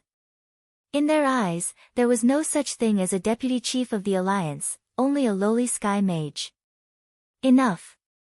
Duque shouted, causing the 6 councillors to tremble. I am not a Dalajan mage, and I am not a prisoner here to be judged. Raise my chair. Take off your masks. It is basic etiquette to show your true face. If you can't even do this, I will return now. The Alliance will not be unable to defeat the Horde without you, Dalajan.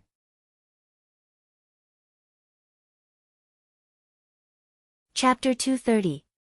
Duque's words were very serious, and several counselors immediately retracted their contemptuous gazes. But this was not enough. Please understand, our secret principle, Duque sneered mercilessly, expressing his disdain for this pretentious game of shadow. Duque was very clear about the thoughts of these counselors. Why did the Kirin Tor Council invite him here? To put it nicely, it was to exchange information. Of course, this was the main reason, but there were also many secondary reasons. For example, after entering the Alliance, would Pharaoh be treated the same as a normal knight? Perhaps they felt that directly pressuring Noxus, who was originally a warrior, was a little too obvious, and the effect might not be good. So they first looked for him, who was younger and more familiar with the magical domain. Also, there was another important reason, Karazhan. As the Dalajan that claimed to be the only holy land of mages for thousands of years, they were very unhappy that there was a Karazhan in the south of the continent that could compete with them. After all, this shook the Dalajan's only transcendent position. However, Medivh was so arrogant that the Dalajan could not do anything to Medivh. Not being able to touch Medivh did not mean that the Kirin Tor Council could not do anything. That was why the Violet Eye was born. This was a secret organization established by the Kirin Tor Council to investigate Medivh and monitor his activities. It was a secret branch of the Kirin Tor Council that ruled the Dalajan. Their mission was to monitor Karazhan and its master, Medivh, who were filled with spatial cracks. To put it nicely, it was to prevent things from getting out of control. To put it bluntly, once Medivh fell, they would be the first to reap the benefits. In fact, even Khadgar was originally a spy sent by the Kirin Tor to Medivh's side. However, Medivh generously accepted Khadgar as a disciple. In the original history, not only did Khadgar righteously get rid of Medivh, who was possessed by Sargeras, but he also took good care of his mother's family, and helped the Violet Eye transport Medivh's treasures and most precious books back to the Dalajan. It sounded like as a disciple, Khadgar inherited his master's legacy and had the right to do with it, right? In theory, this was true. But considering that Lang collected magic books for his good friend, Medivh, and also in order to create a new holy land of magic in the south, Khadgar's actions were very unkind. Originally, Khadgar was definitely a saint to the Alliance, but to the Stormwind Kingdom, who had spent a lot of effort to build Karazhan and provided a large number of magic books, Khadgar was definitely a bastard who helped others. But in that time and space, Lang also died, and later on, Noxus also died. The young King Varian had no one to complain to, and Stormwind also lost control of Karazhan. But now, Karazhan was in Duque's hands. The Dalajan still wanted to get their hands on it. Don't even think about it. This was why Duque was so unyielding. Duque ignored Antonida's explanation and said sternly, "Sorry, I'm a stubborn person. I also have a mysterious talent that allows me to see through appearances. For example, when I was still a magic apprentice, I directly discovered that Medivh was possessed by Sargeras. So, your so-called secrets are meaningless in front of me." As soon as he said this, the entire Kirin Tor parliament fell silent. Every counselor's eyes were filled with disbelief. As a transmigrator with the system elf, Duque easily locked onto his first target. It was in existence with the same magic circuit as him. Although the magic covered up a lot of the aura, those eyes could definitely help Duque analyze it with one look. He stared straight at the figure on the left. Hiding in the shadows will bring shame to the name of the Sunstrider, Prince Kale, that's. Duque immediately heard a surprised gasp from under the man's mask, but it quickly turned into a chuckle. "You're right, young Duke Marcus," the mage replied. "Personally, I also think that talking to a dark figure is too rude for the Alliance's deputy chief commander. With a quick gesture and a low incantation, the disguise on the elf prince disappeared, revealing the gorgeous violet and gold robe he was wearing. As a high elf, Kale, that's had a full 100 points in terms of appearance. He had long, silky blonde hair that could sell shampoo advertisements. That head of golden hair that felt more luxurious than gold silk slid past her shoulders, matched with that incomparably delicate all-shaped face and the incomparably sexy red lips in the eyes of a silly girl. Perhaps a wink was enough to make all the girls who followed Korean dramas before Duque would be willing to jump into a river for him. But Duque hated him. Men hated men who were more handsome than themselves. Don't ask why. Kale, that's expression had a hint of vigilance towards Duque's slight disgust, but his good upbringing allowed him to maintain his elegance. Is this better? Much better, thank you, Duque said. He turned to look at the counselor on his right. What about the others? Do you want me to continue? Lord Crasus? Or Lord Kel-Thuzad, who is right behind me? As a red dragon, Crasus and Kel-Thuzad, who had a unique smell of the undead, were easier to distinguish than a lighthouse in the dark with the help of the system elf. 4 of the 6 counselors had revealed themselves, and the remaining 2 had no reason to hide. The counselors of the Kirin Tor Tower all thought so, and they all removed their concealment methods. They didn't know that Duque didn't know the remaining 2 counselors at all. Duque wasn't in the Dalajan, so who would know who the 2 counselors that weren't even recorded in history books were? In fact, he wouldn't even know if he saw them. After being slapped in the face by Duque, Antonidas waved his hand, and the surrounding landscape immediately changed. It became a rectangular table that was commonly seen among nobles. Please sit. Antonidas took the lead and sat on an invisible chair. The 6 counselors sat on one side, and Duque sat on the other. Since their positions were equal, Duque didn't make things difficult for them. He exchanged information about the tribe with the Dalajan as equals. You said that the orc planet is Draenor. Through the dark portal, they connect the 2 worlds. That's terrible. If there's a chance, we must destroy the dark portal. What? The warlocks of the tribe all use the forbidden power of the demons. They can absorb human life, and they can also resurrect people and turn them into immortals. This is really annoying news. We will study how to deal with it. After a series of exchanges, Duque was sent away by Antonidas.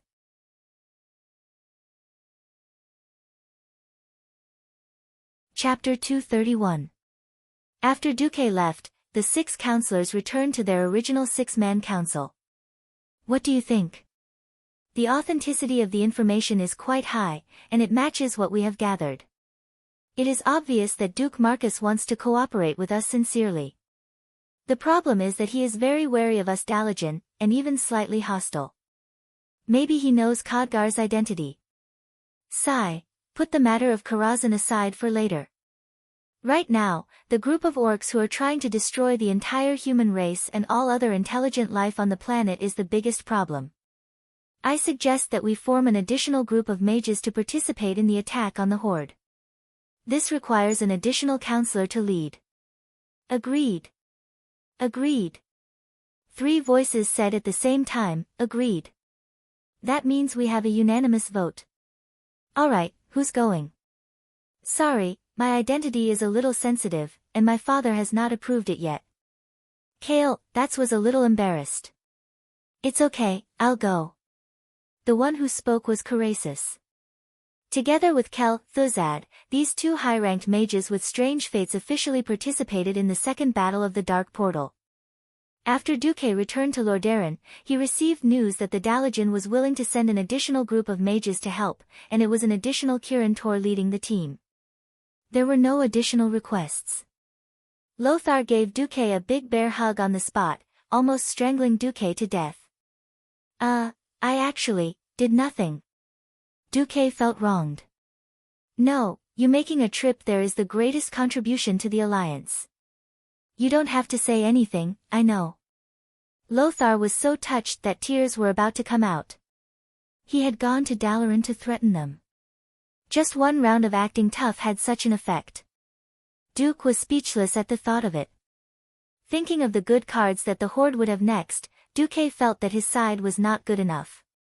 Duque had originally wanted to watch the first-generation paladin transform into a magical uncle, burst.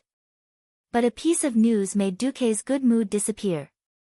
Vara sent a message, the fishman was unstable.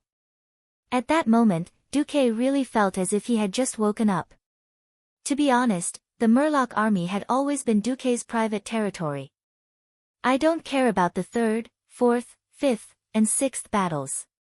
I don't care if the Calamity army runs rampant on the continent or if Arthas kills his father and teacher to destroy the entire continent. If I really can't handle it, I'll hide in the middle of the sea and become an island master, shouting, I'm going to be the pirate king.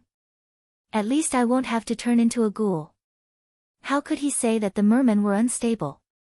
Duque rested for a while, and told Anduin that the merfolk in South Shore town were a little troublesome before teleporting away. Originally, South Shore did not have a teleportation point. However, as the inheritor of Astral Mage Medivh and a die-hard fan of Blitzkrieg, before leaving South Shore, Duque had drawn a huge teleportation portal in his temporary wooden house. Right in front of Anduin and Dai Lin, Duque raised his hand, and countless azure runes floated out of Duque's hand and danced in the air, forming ribbons of runes that spun endlessly. The huge magic formation with a diameter of more than 3 meters spread out under Duque's feet, and everyone was dazzled by it.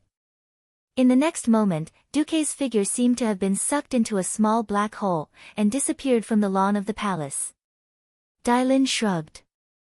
Being a mage is really convenient.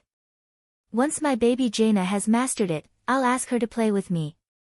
Lothar rolled his eyes. Did you have dinner last night? Of course. Why do you ask? I want to tell you that teleportation below the Breaking Dawn mage level is terrible. There's more than a 30% chance of dying halfway. Even if you succeed, it's very likely that you'll vomit everything you ate yesterday. Duque appeared in South Shore. The dazzling magical radiance alarmed many guards, and Makarov's son even ran over to greet him after waking up. Duque sighed slightly.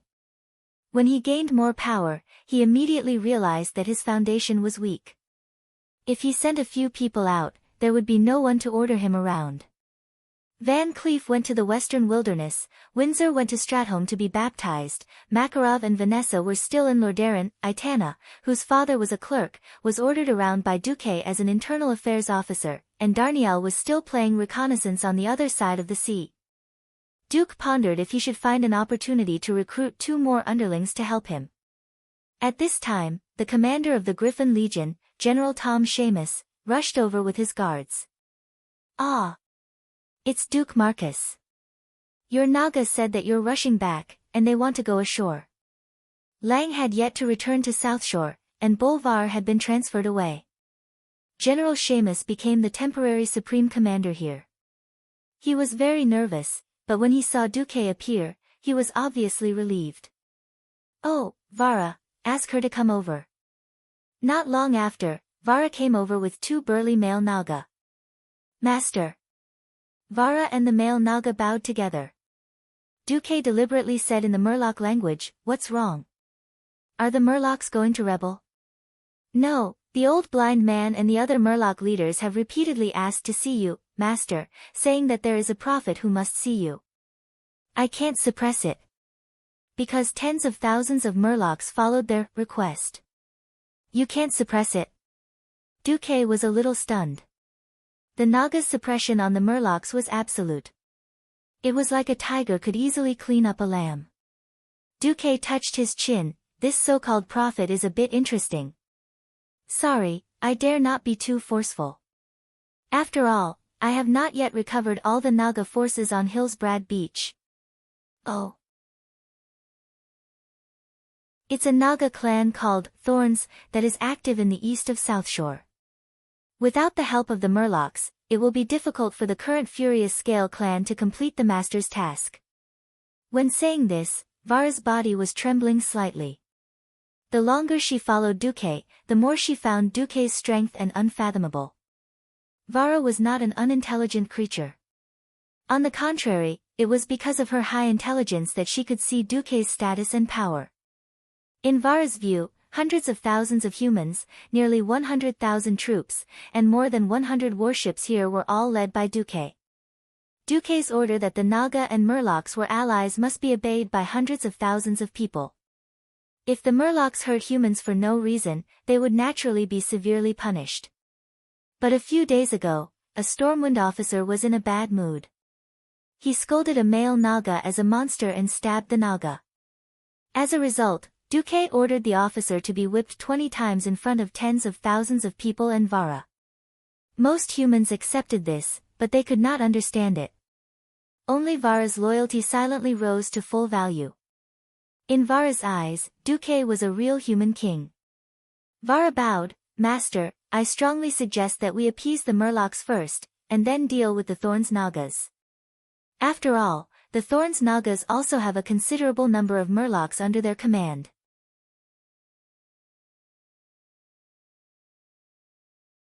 Chapter 232. Which one is closer? Huh? I'm asking which one is closer, the spiny Naga or the Murloc prophet? We have to clean them up anyway, so let's go from the closest to the furthest. The Naga Siren priest's heart was suddenly in a mess. She finally realized the gap between her and her master. Her vision was still too low. In her mind, she was thinking about how to use the existing forces to suppress the opponent and expand the territory and the tribe. Her master was thinking about which one was closer. Sure enough, the difference in strength led to a different level of thinking. The spiny Naga is closer. Their leader is called Syphilis. Lead the way. Duque said simply. At this time, seeing Duque rushing back in the middle of the night and leaving with the Naga, Seamus could not calm down. There was no doubt that Duque was important to Stormwind, and now Duque's position was even more important. The deputy commander of the Lordaeron Alliance. This was a big man with independent military power, and a lift of his foot could shake the earth 3 times.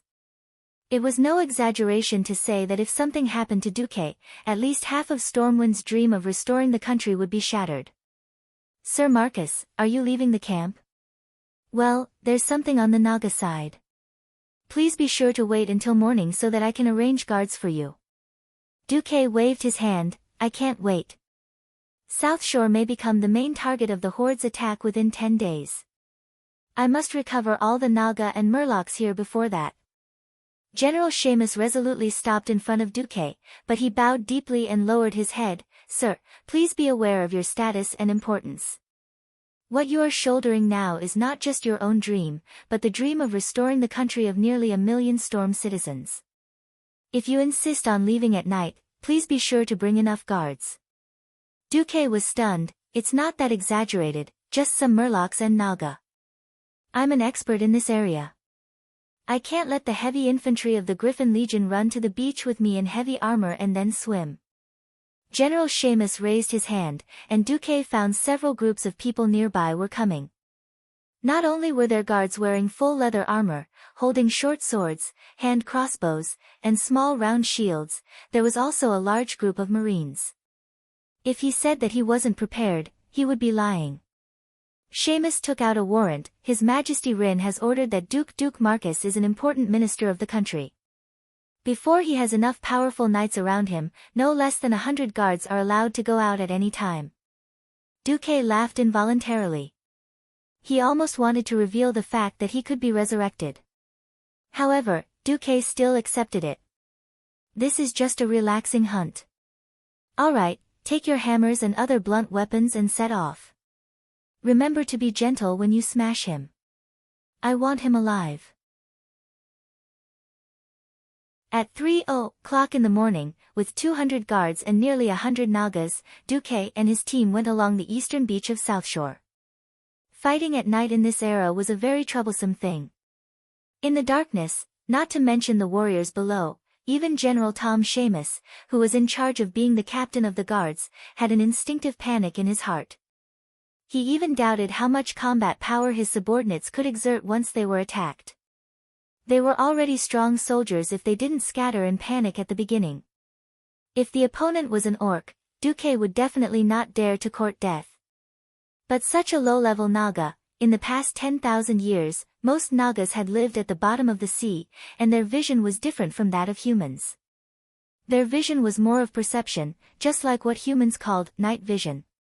On the contrary, the strong light of noon would have a considerable impact on them. They arrived at the place after 20 minutes. It was a great bay. The concave harbor was surrounded on 3 sides by cliffs that could not be climbed except by expert rock climbers. The remaining side was a beach. Duque and the others almost dripped water when they went in. "All right, it's daybreak. Wake them up." Duque whistled. Seamus looked at the moon hanging high in the sky, and the muscles on his face trembled. 3 seconds later, the elite human soldiers who received the order began to shout, which easily alarmed the Nagas who were already extremely vigilant. A large number of Nagas rushed out of the caves under the cliffs, and of course, there were a small number of fishmen who were slaves. Duque noticed that the biggest difference between these guys and his angry and gray-scaled Nagas was that their arms and the fins on their backs were bright pink. "Prepare for battle." General Seamus hadn't finished shouting. Duque shouted, "Close your eyes." Arcane fire magic circuit was fully activated. A huge fireball that was as bright as the noon sun jumped out of Duque's hand and flew at a high speed to a height of more than 30 meters before exploding. The violent flash was like an invisible wave sweeping across the battlefield. The spiny Nagas and their fishmen were all hit. The Nagas who were afraid of light, and the fishmen with big eyes, all covered their eyes in pain, bent over, or rolled on the ground. The enemies were all blind, while their own side was full of energy. In such a state, the spiny Nagas and fishmen could not stop the organized and disciplined slavers under Duque. Although they had good combat power, they could not even exert 10% of their combat power. Moreover, in a blind state, listening to the deafening roar in their ears, they became extremely flustered. Countless Nagas and fishmen waved their weapons in panic, and even poked their own people. Some wanted to escape back to the cave, and some instinctively wanted to escape into the water in panic. The enemies were in chaos. Most of the enemies on land were taken care of by Seamus's men, and those who rushed to the shallow water were dealt with by 1/3 of the male Nagas sent by Vara. All the guys who were blinded were knocked down in just 3 minutes. The defeat of the large force outside, in turn, caused the Nagas who were still staying in the cave to waver. Even if the leader of the spiny Nagas repeatedly howled, calling the Nagas to counterattack, not many red-finned Nagas dared to come out. Even if they came out, they would be served by several human hammers. This kind of whack-a-mole fighting style was popular with most people, although they almost did not believe that all this was really happening. As Duque said, "This is just an easy hunt, it was not even a warm-up battle. Come on. Show your face." When Duque shot a fireball that could bend into the cave that was only 15 meters deep according to the system scan, as the specially weakened fireball exploded, the blazing flame forced a female Naga priest with pink fins to roll out. 18 magicians' hands instantly subdued this Naga priest. Duque did not even look at her and directly threw her to Vara. "Teach your kind well. If they refuse to surrender, kill them."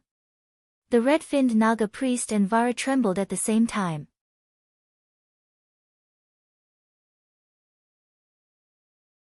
Chapter 233.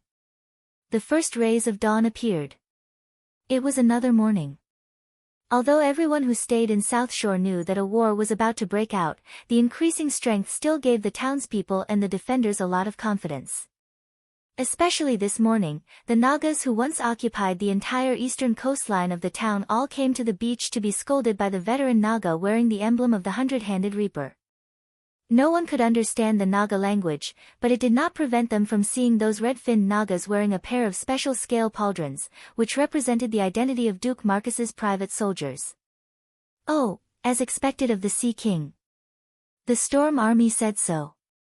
At this time, Duque was waiting for the tide to recede. Originally, Duque wanted to go and deal with the Fishman Prophet early in the morning, but he was told that the guy was on an island near the southwest coast of South Shore. That place was quite troublesome, with many submerged reefs. Even a small boat could easily be unlucky. If people wanted to go there, the best way was to wait for the tide to recede and directly pass through the exposed beach. If it was only Duque, then Duque would directly take the Nagas there. Unfortunately, General Seamus was with him, so he could only wait until the tide receded at noon. Soon it was close to noon. Duque and his party waited for the tide to recede, crossed the rocky coast, and came to an unnamed island. Damn, so many fishmen. There were fishmen in the sea, on the shore, and on the shore. Usually, the murlocs were in groups of 2s and 3s, even on the beach.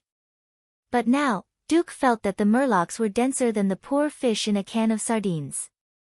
They were like a bunch of ants squeezed together. Although it was not to the extent that a needle could not be inserted, at least it was absolutely impossible for a sampan to sail in. There were scales everywhere, huge fish-shaped bodies, big eyes, and disproportionate ridiculous hands and feet everywhere. People with trypophobia were absolutely not suitable to see this scene. The arrival of Duque and his party caused a commotion. Vara tried to use the Naga's intimidation to seize control of these fishmen, but Vara failed again. Even though they were afraid and cowering, they never truly retreated or worshipped Walla. General Seamus' scalp went numb. Duke, I know that the murlocs play a very important role in your defense plan, but I still strongly suggest that you evacuate first. We should gather more troops to control this situation, for example, let the Stormwind Navy come. Before the formal transfer of command, the former Blood Sail battleship docked on the coast of South Shore was still under Duque's command.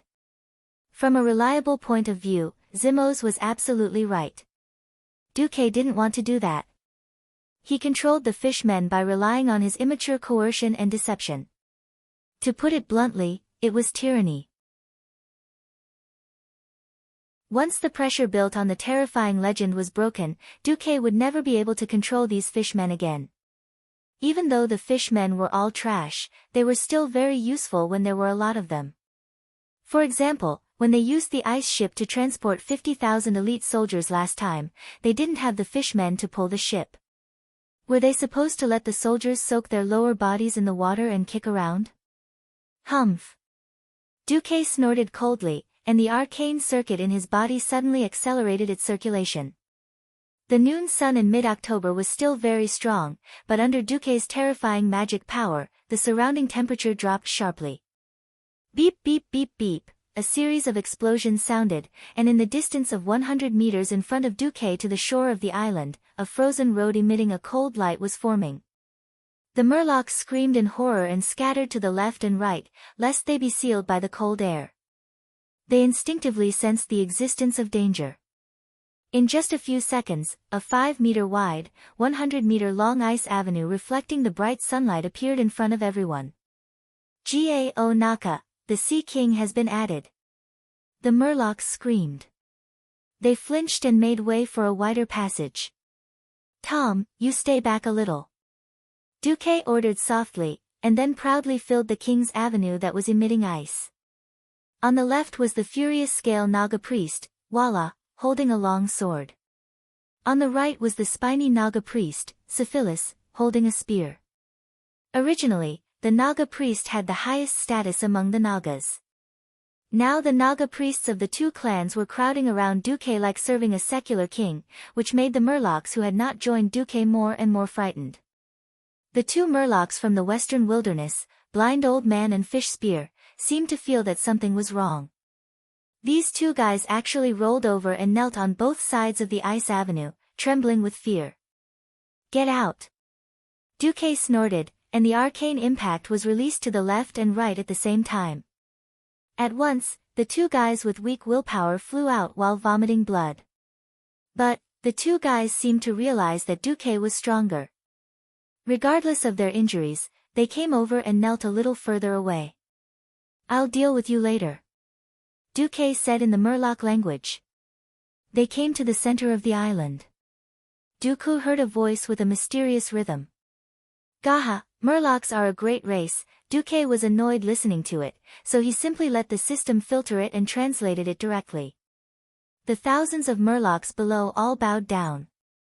The Oracle is right, the Murlocs only obey the true king of the sea. All creatures that do not belong to the sea are not worthy to be the ruler of the Murlocs.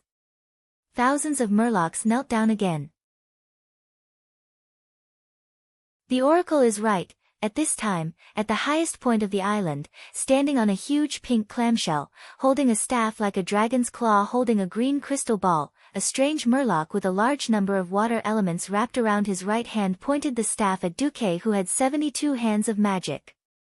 So, this human, huh? Duque sneered. The system had completely locked on this so-called oracle who had bewitched his Murlocs and betrayed them. This oracle was very good. As a Murloc, especially in this Murloc race with low intelligence, it was absolutely a miracle that such a Murloc with the strength of a peak sky mage could be born. However, what sky mage, in front of Duque, was definitely not enough. No matter what the reason was, as long as this Murloc prophet said something against Duque's rule, then even if he had to kill all the Murlocs here, Duque would not be merciful.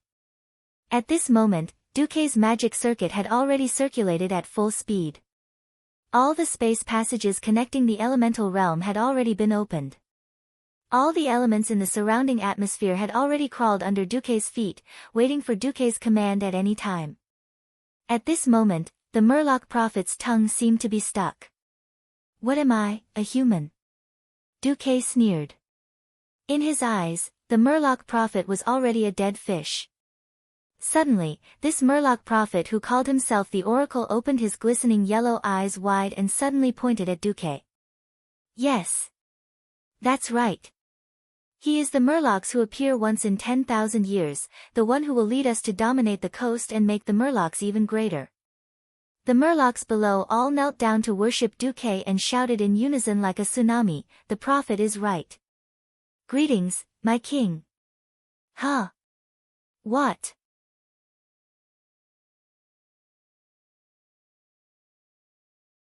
Chapter 234. Duque was a mess in the midday cold wind. Even though he was the one who created the cold air, Duque still felt that it was really cold and messy. Duque had 10,000 ways to increase the loyalty of the soldiers and civilians of Stormwind. Because they were all humans, they knew what people needed. To the Murlocs, Duque could only think of ways to maintain a mysterious atmosphere. Sometimes, Duque was even happy to keep his distance from the Murlocs, using the Murloc's fear of the unknown to maintain a threatening posture. This way, he could maintain his strong control over the Murlocs. But this prophet suddenly bowed down to him. Duque was still very surprised. No matter what, this guy's actions before were to steal his people, and Duque had already made up his mind not to kill it. Break its arms and legs, and let it be a real fish. Look at how kind I am. Now, the person who was at a loss was Duque. Over 10,000 Murlocs knelt down to him, and the Murloc prophet opened the giant clamshell it was standing on. Duque glanced at it. That thing actually looked a bit like a throne. The great king of the ocean, Duke Marcus. Your servant Maugre has bowed to you. Maugre? The Oracle Maugre. Duque was absolutely sure that he had never heard of this guy. But the system notification said, "Congratulations, you have subdued the Murloc Oracle Maugre. It has supreme prestige among the Murlocs, its words are the law, and its language represents fate. You have successfully subdued it, which means that at least there will be no Murlocs in the world who will be hostile to you." Duque frowned. On the other side, Maugre took steps that were incomparably ridiculous in the eyes of humans, using its feet that only had 3 fingers and looked like duck feet to step on the sand on the island. It ran towards Duque and prostrated in front of Duque. "King of the Murlocs, please sit on your throne." Duque did not immediately agree. Instead, he sneered, "Didn't you just say that all creatures that do not belong to the sea are not worthy to be the ruler of the Murlocs? Why did you recognize me as your king?" The whites of Maugre's yellow eyes and black vertical pupils quickly turned twice. In ancient times, there were no living creatures on the earth. The ocean. It was the cradle of all living things. In order to avoid the terrifying existence at the bottom of the sea, the first fisherman grew 4 limbs and walked to the shore. More mere people are doing it. Duque was a little embarrassed. Why did this story sound so familiar? Some Murlocs are not brave enough. They don't dare to break free from the shackles of the sea. They return to the sea, so they can only find a place to rest in the coastal waters. However, there was a group of brave people who continued to venture into the depths of the continent. After millions of years, they became humans. And Duke Marcus is the destined king among the fishmen's inheritors. Pfft. Duque choked. *CK, Darwin's theory of evolution actually became like this when it came to you? Alright, do you want me to write the word convinced for you? Smart, but sly. This was Duque's first impression of Mauger. However, the funny fishmen over there exclaimed and then bowed again. This scene made Duque speechless. Everyone remember. His Majesty Marcus is our real king. His power is above all the Nagas and sea creatures. Do you remember? Memory dash, the fishmen bowed for the third time. The neat and exaggerated scene made the two Naga siren priests, General Seamus, and the Stormwind elite soldiers behind him completely dumbfounded. What the hell is this? People often said that Duque was the Sea King, but Seamus never believed it. He thought it was just an honorific title. Even when he saw Duque commanding the Nagas and the fishmen, he thought that Duque just used some special means. Who would have thought that he would really witness such a ceremony of worshipping the king? Sitting on the huge clam covered with pearls, Duque was still not used to it. He accidentally thought that if the clam was actually a trap, he would be killed as soon as he sat on it and couldn't be resurrected. Then this story was really a masterpiece. Duque thought too much. At this time, Duque suddenly found that Mauger actually used some kind of spiritual connection to directly hover outside Duque's spirit sea, waiting for the call to be connected. Duke thought about it for a moment, but still answered the call. Your Majesty, Mauger is at your service. Enough, I'm just a human powerhouse. Why are you doing this? Duque's voice suddenly became cold. No, Mauger and the fishmen are sincerely kneeling at the feet of your Majesty. Ha! First inciting them to disobey the orders of my messenger, then saying that they are loyal to me? Duque completely sneered. That's because Mauger doesn't know the greatness of your Majesty, and the horror.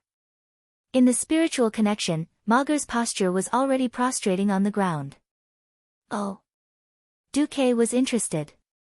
Mauger doesn't want any fishmen to surrender to a false king, but is willing to pay absolute loyalty to a real overlord. Overlord? Yes. Mauger not only saw your Majesty's power, but also felt the hundreds of thousands of wronged souls entangled around your Majesty. Only a peerless overlord can do such a great thing. Compared to your Majesty who can change the fate of so many creatures, the entire fishmen race is just an insignificant existence. Duque squinted his eyes. You can see the wronged souls around me? No, I can only feel the strong breath of fate. Mauger continued to kneel. Alright, I'll forgive your rudeness for the last time.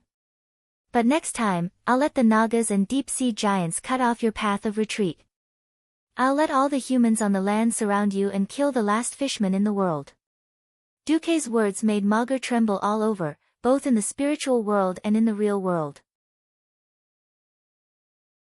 Alright, let's go. From now on, 60% of the fishmen will listen to Vara, and 40% to Syphilis. As for you, Mauger, you'll be Vara's assistant. Yes, your Majesty. Duque rubbed his eyebrows and sighed softly. Finally, the defensive system of South Shore was completed.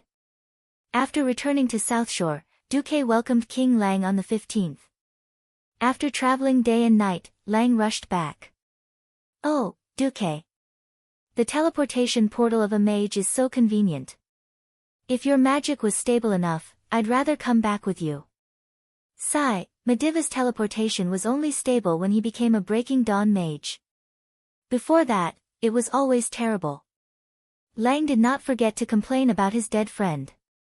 What's the news? Andoin and the others finally agreed to station the main force in South Shore. Main force? Yes, They feel that the orcs have a high chance of going around the west and landing at the North Stream coast.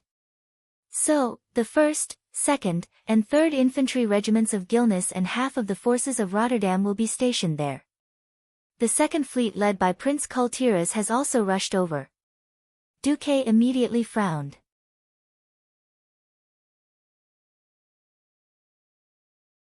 Chapter 235. Duque wanted to curse out loud. Isn't this bullsh*t? To hell with the North Stream coast. Historically, Orgrim's army did not even travel there. Lang could tell that Duque was unhappy, so he put his hand on Duque's shoulder and walked to the Alliance's headquarters in Southshore. It was a stone bunker that was about 4 stories high. This blockhouse had been built at the end of last month. Not only could it overlook the seaside, but it was also far enough away from the seaside. More importantly, if they didn't take down the 2 hills that surrounded Southshore, they wouldn't be able to threaten this place. As for those 2 hills, they had long since been melted by Fort Duke. Lang looked at the map and said in one breath. Actually, our forces here are already very strong. Most of the army will still be gathered here. After all, the Alliance chose to station here because this place is in the center of the Eastern Kingdom, and we can quickly use ships to travel to any corner of the continent. We have 50,000 veterans, 50,000 new soldiers, and nearly 100,000 militia who have undergone basic military training. Of course, this is all we have. If we use it all, there are almost no men left in Stormwind. What we lack are cavalry and archers. Fortunately, in 3 days, the Highland Knights and the 3rd Infantry will arrive. That way, we will have 1,000 cavalry and 6,000 light infantry. Almost at the same time, Alterax's Eagle Knights and the 2nd Mountain Infantry will also arrive. 4 days later, the 2nd Dalagan Mage Division and the 1st and 2nd Infantry will arrive. And Lordaeron's Grand Duke Mograine and General Abendis's Scarlet Cross will only arrive in at least 10 days. After listening to Lang's narration, Duque sighed. According to the military mobilization capabilities of this era, this was already a very impressive speed. Do not think that the Highland Knights of the Highland Knights were stationed next to the Saladin Wall between the Arthy Highlands and the Hillsbrad Hills. It was less than a day's journey from the east to the west to Southshore. In fact, when the army set off, there were as many things to do as the stars in the sky. And this was because of the invasion of the orcs. The various countries had already entered a state of war. If it was during peaceful times, it would probably take even longer. Similarly, the Dalagan to the northwest of Southshore and Alterac to the north weren't too far away. Both of them could be reached within a day on a fast horse. Duque was already burning incense for being able to arrive so quickly. These standing armies were also the foundation of the various countries. If Duque easily wiped them out, it would not be so easy when he wanted them again. On November 5th, when the last batch of soldiers arrived at the huge barracks outside Southshore, there were already 2 commanders-in-chief, 7 kings, and more than 30 generals gathered in the hilltop command post.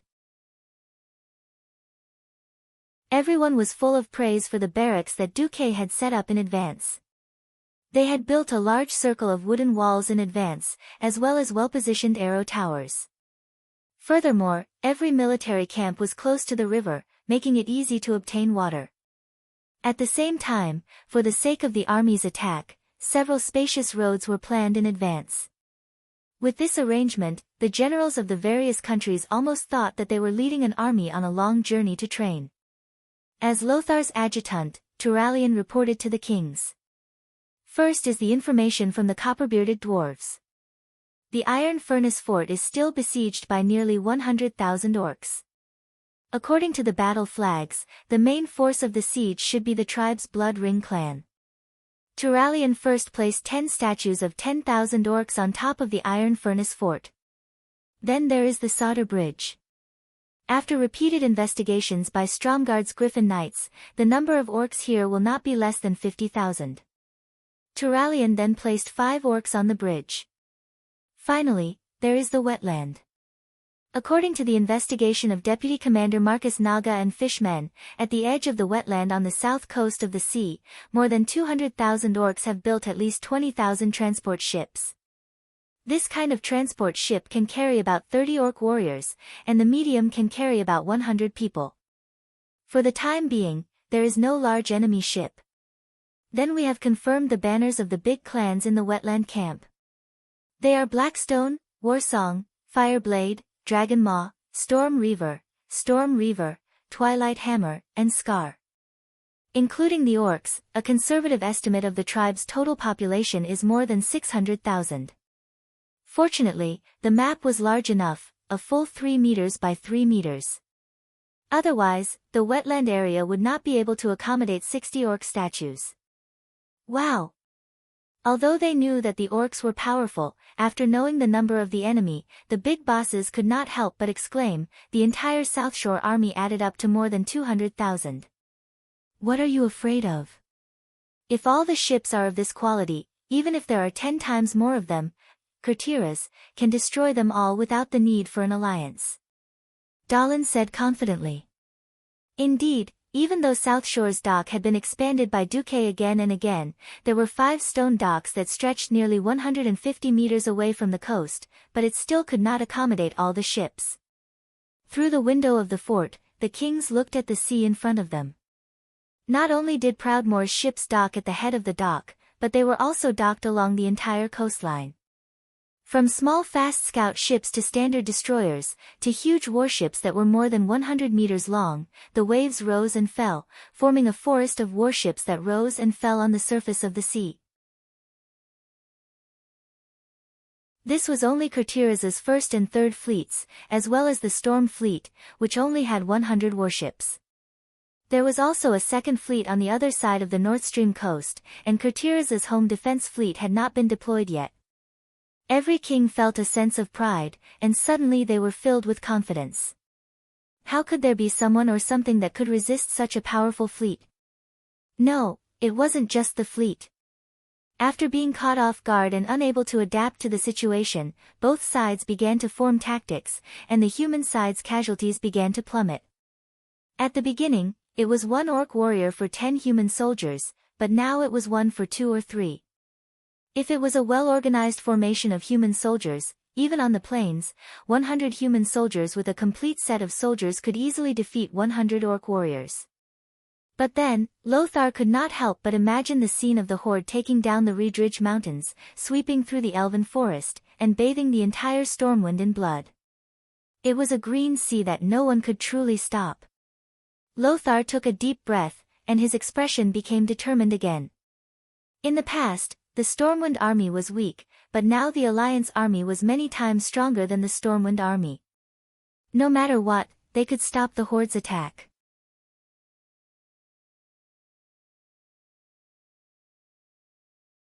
Chapter 236. Alright, this is all the troops we have now. Noxus clapped his hands to get everyone's attention. I know it takes a long time for a country to go from peace to war. Thank you, kings, for your efforts and support. What we have to think about now is how to use these troops to win a series of beautiful battles. I don't expect to destroy the entire tribe in one battle, but I hope to lead everyone to win from one victory to another. The kings and generals immediately applauded. At this time, Duque suddenly laughed. Respected Chief Commander, it seems that this is not all the troops you have now. Who else? Noxus was really stunned for a moment. The troops that the 7 human kingdoms had promised to send were all here, apart from those deployed at the North Flow coast. The dwarves were still busy with their own affairs, so there was no way they could spare any troops. How did you forget about the High Elves? At this moment, Duque's face was glowing with excitement. Anyone could see how happy he was. The High Elves? Impossible. Didn't they not join the alliance? The kings discussed. That Bulsh *T counselor. King Alterac Eden was not stingy with his venomous tongue. Antonidas seemed to think of something, and stroked his long white beard. It would be impossible if someone else were to be the commander. But the commander is you. Anduin Lothar. That's another matter. Have you forgotten? The High Elves have signed an ancient covenant with us humans since the time of Thoradin the Great. An ancient covenant. Noxus muttered to himself. He suddenly remembered that there was such a thing. But there had been too many things recently, and the High Elves had been so cold to him that Noxus had almost forgotten about it. The old but sly Antonidas stroked his white beard and looked at the restless Duque. He laughed. Ha, I think it's better for the two commanders to welcome them. Antonidas was indeed steady. He knew that Senator Darkin's behavior on the day of the alliance had angered most of the kings. For the sake of face, most of the kings would definitely not go. And it would definitely not be the Sun King himself. In that case, it was completely reasonable for them not to welcome him. At this moment, a sentry hurriedly ran to the door of the command center and reported, "The elves are here." "Oh, we already knew that," Lothar said lightly. "You knew?" "We only received a report from the patrol when the elven ships were almost 5 nautical miles away." The voice of the sentinel, who was obviously from Kul Tiras, sounded a little bitter. Lothar didn't blame the poor sentry. "It's okay. The Nagas and Murlocs under the deputy commander are also patrolling the sea around Southshore." Hearing this, the sentinel retreated with relief. Lothar looked around and said, "All right, Your Majesties and Excellencies, the arrival of the elves represents the attitude of a powerful country on the continent. If you are willing, come with me to welcome the messenger of the Sun King Anastrian. The rest of you can rest here for a while." After some consideration, Lang, Dai Lin, and Antonidas followed Lothar, Duque, and Turayan to the dock. Although Dai Lin couldn't put down his pride, he was very concerned about how many ships the elves could bring for him, the admiral and commander-in-chief of the sea fleet. Lang simply wanted to see the alliance become stronger. As for Antonidas, no one knew what he was thinking. At this moment, more than 20 ships with typical High Elves characteristics were darting across the sea like arrows. Ha ha ha. I can't wait to see how those humans are panicking. Just now, I asked my men to completely avoid the patrols of their ships and come in through the gaps in the patrol net. Anyway, with such a good view in broad daylight, they wouldn't mistake the High Elves' ships for the orcs, right? A calm voice interrupted the first voice. "Sorry, the humans discovered us as early as 10 nautical miles ago." "How is that possible?" the first voice exclaimed. "My intuition tells me that's the case. Although I didn't find any human ships, I felt that there were more than one pair of eyes on me. I can't be wrong." Walking out of the command center and to the top of the mountain near the sea, the people looked at the elven ships that were sailing towards the port in the distance. Compared to the tall hulls of the humans, the elven ships were much flatter. The long and streamlined hull was made of hard starwood that could only be found in the forests of Kuel Salis. Not only was it hard, but it was also lighter than most ship wood. Not only were there many intricate patterns carved on the hull, but there were also dozens of enchanted throwing carts mounted on the sides of the hull. Formed by 3 sharp cones, the huge triangular throwing carts did not lose out to the ordinary human cannons in terms of range. The ship's bow was a classic example of a hippogriffon pecking at a bird. At full speed, this seemingly decorative bow could also be used as a ram, allowing the elven ships to cut through the hulls of warships of medium or lower like a knife cutting through butter, completely crushing them. "Elven destroyers," naval expert Dalen Proudmoore said softly. "They are faster and lighter than our Kultira's ships. They carry fewer weapons, but it still gives these ships considerable speed. This is a good addition to our fleet." "No, it's an excellent addition." After saying that, the admiral frowned. "But isn't this too little? I only saw 8 light speedboats and 16 ultralight scout boats. This is only the configuration of 2 combat squads. Maybe there are more behind the horizon." Turalian said in a comforting tone from the other side of Lothar. "No." Dalen shook his head with certainty. "This is not their habit. If there are no surprises, this is all they have." Dalen's tone was filled with indescribable disappointment. Perhaps Duque's generosity had made him look forward to more, but the greater the expectation, the greater the disappointment. Dalen's desire for more warships grew, especially after he had no choice but to divide his forces to guard the sea near the North Flow coast. He knew very well that it was impossible to protect the entire coastline of the northern continent with such a small fleet. 24 ships also means that our fleet has an additional 24 ships. Duque comforted Dalen. As you said, this is an excellent addition to our fleet.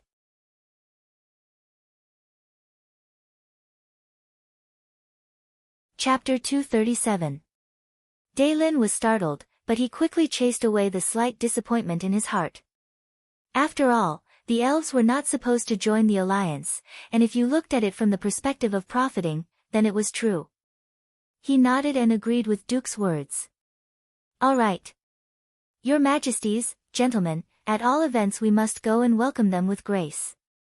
Lothar was saying, don't be so narrow-minded. Since everyone else was here, they naturally agreed. Thus, they began to ride down the mountain and through the village. Even though Antonidas was in his 60s, he was still able to climb up the horse with ease. If it were the king of Tyrrhena's, he would probably need to climb up the stairs and have 5 or 6 people in front and behind him to get up. When they arrived at the pier and dismounted, the first elven warship had just docked. A tall and slender figure jumped down. Her footsteps were so light that there was almost no sound when she landed on the stone pier. It was as if she had landed on a ball of cotton. His long golden hair, which reached his waist, reflected the sunlight and emitted a dazzling radiance. Lothar and Duque heard more than one person gasping for air around them.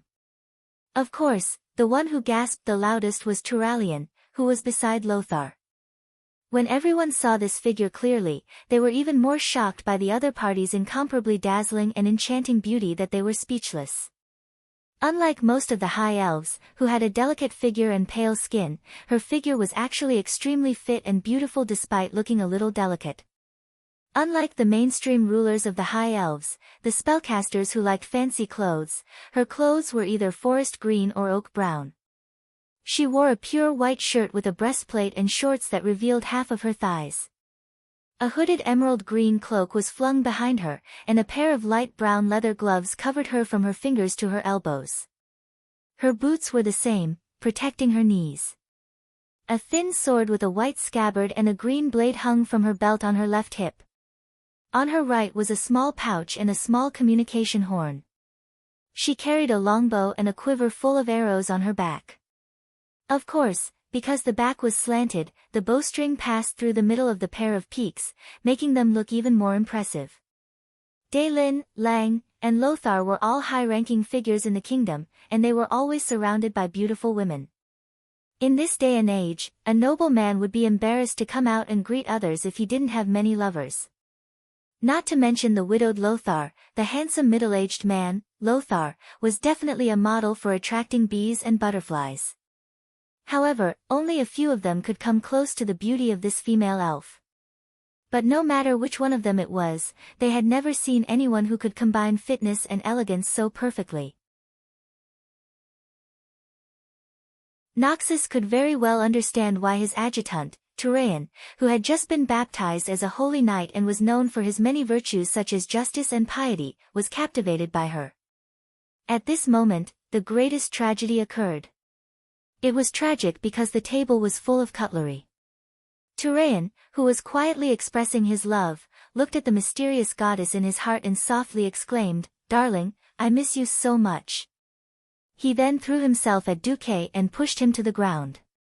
Her beautiful face rubbed against Duque's chest like a puppy rubbing against a human. Anyone would think that this female elf and Duque had an extraordinary deep love. At this moment, Turallion felt that the heart he had cherished for more than 20 years was broken. It was crushed by one of his superiors, the Duke Marcus, who had an even more glorious battle record. Although Turallion knew that his unconfessed love was not worth mentioning, he could not control his feelings. His mouth moved as if he wanted to say something, but in the end, he could only remain silent. They were originally a couple. Was he going to break them up just because of love at first sight? No. Absolutely not. The paladin's discipline firmly suppressed Turayan's emotions, and soon, Turayan's rationality prevailed. Noxus gently patted Turayan's shoulder as a silent consolation. However, no one had expected that the situation would suddenly take a miraculous turn at this moment. Apologies, beautiful lady. May I ask, which of the Windrunner are you? Duque typed with both hands to show his innocence.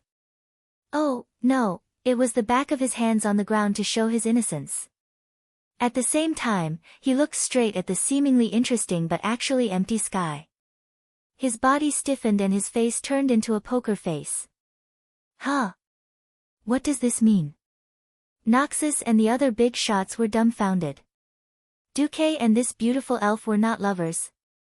Then, was this beauty pouncing on Duque considered an assault? What the hell was this?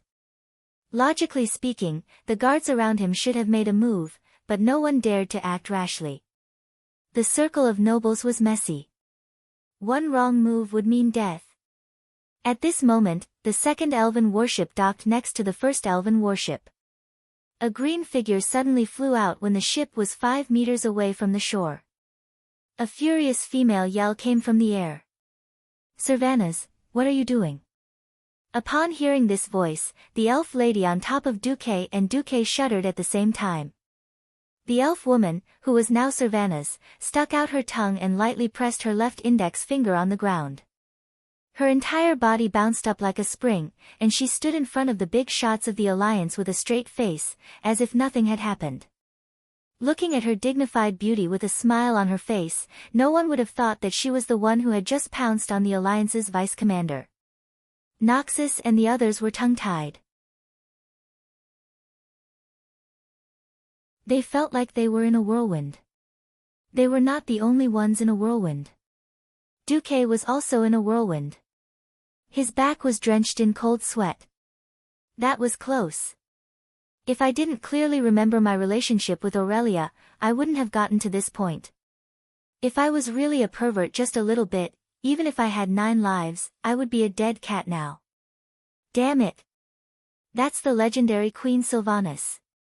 Queen Sylvanas who hasn't become an undead yet. Duque felt very confused. He couldn't tell what this feeling was. In general, he could only say that it was good to see Queen Sylvanas. On the other side, the main character, Illyria, had finally made her way over and grabbed Servana's long, pointy ears. Sister. No. Pain. Pain. Pain. I know I was wrong. Don't treat me like this in front of so many kings, okay? It's very rude.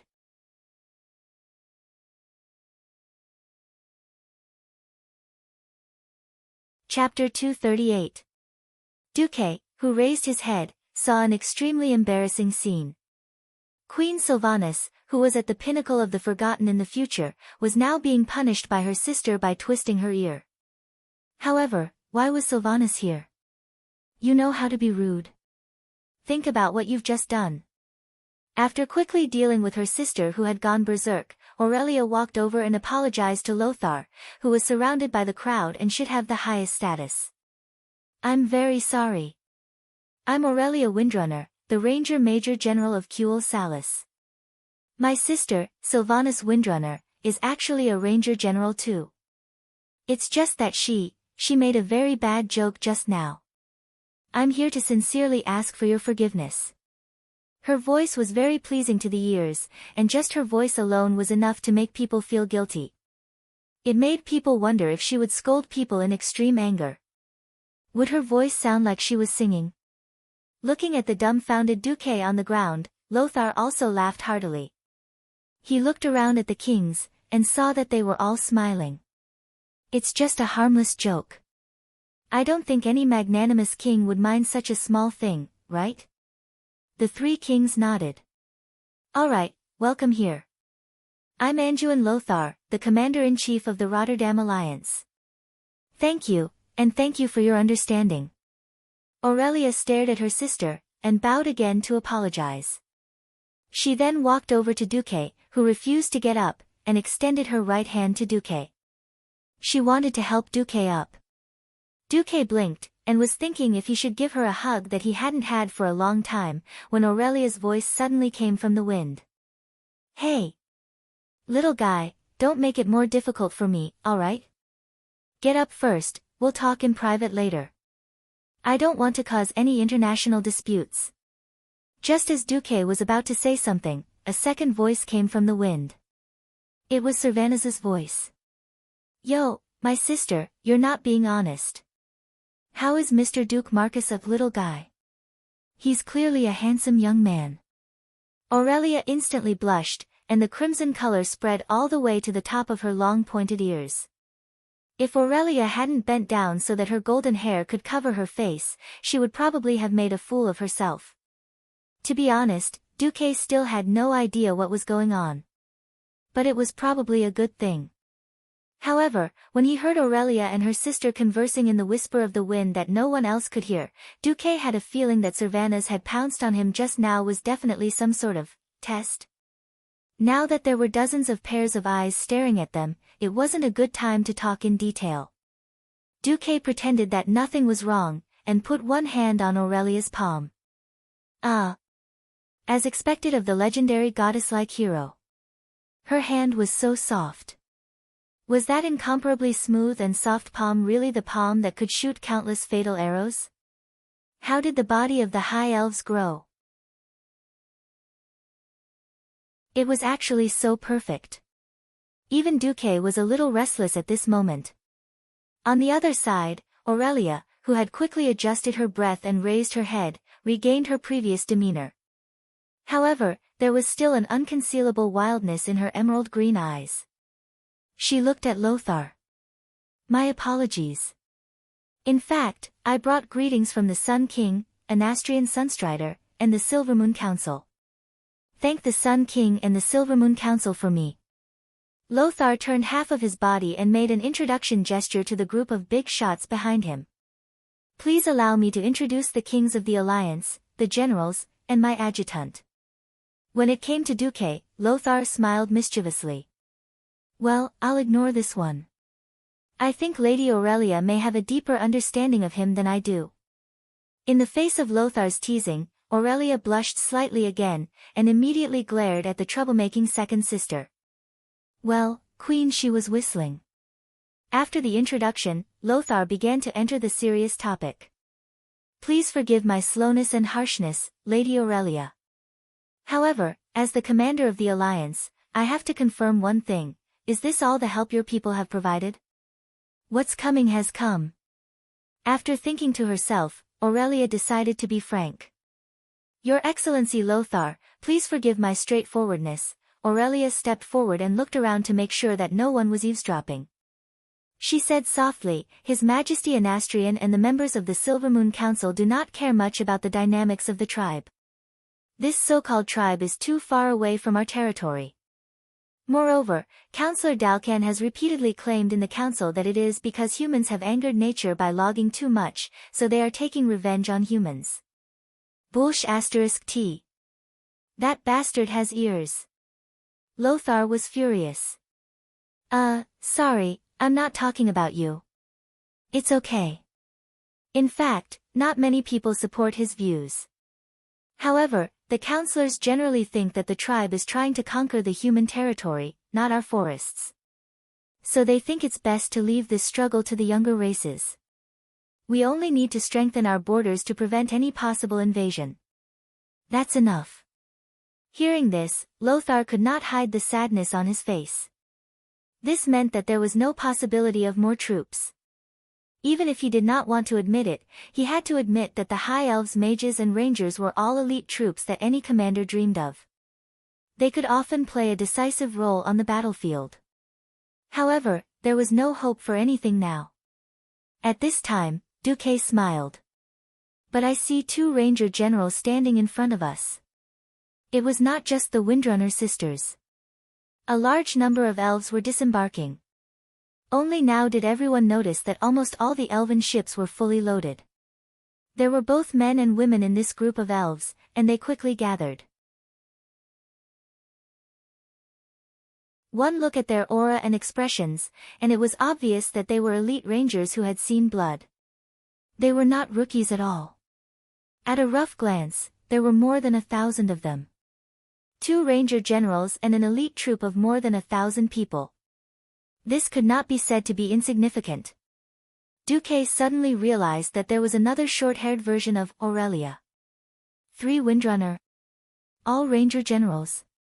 Duque, Lothar, and the others could not hide the surprise on their faces. Aurelia raised her hand. Oh, this is our 4th sister, Lilith.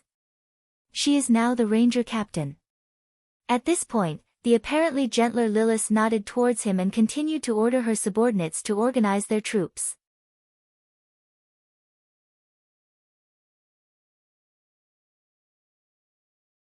Chapter 239. Lilith also had the beauty of the Windrunner family, but her beauty was more reserved. She was not as lively as Aurelia and Servanas. The wolves behind Lothar were stunned again. Lothar's eyes were also filled with surprise. Lady Aurelia, I'm a little confused. Aurelia took a deep breath. She seemed to be making up her mind about something. She took out a sealed letter from her waist pouch. This is a letter from His Majesty Anastrian to the Alliance's Commander-in-Chief.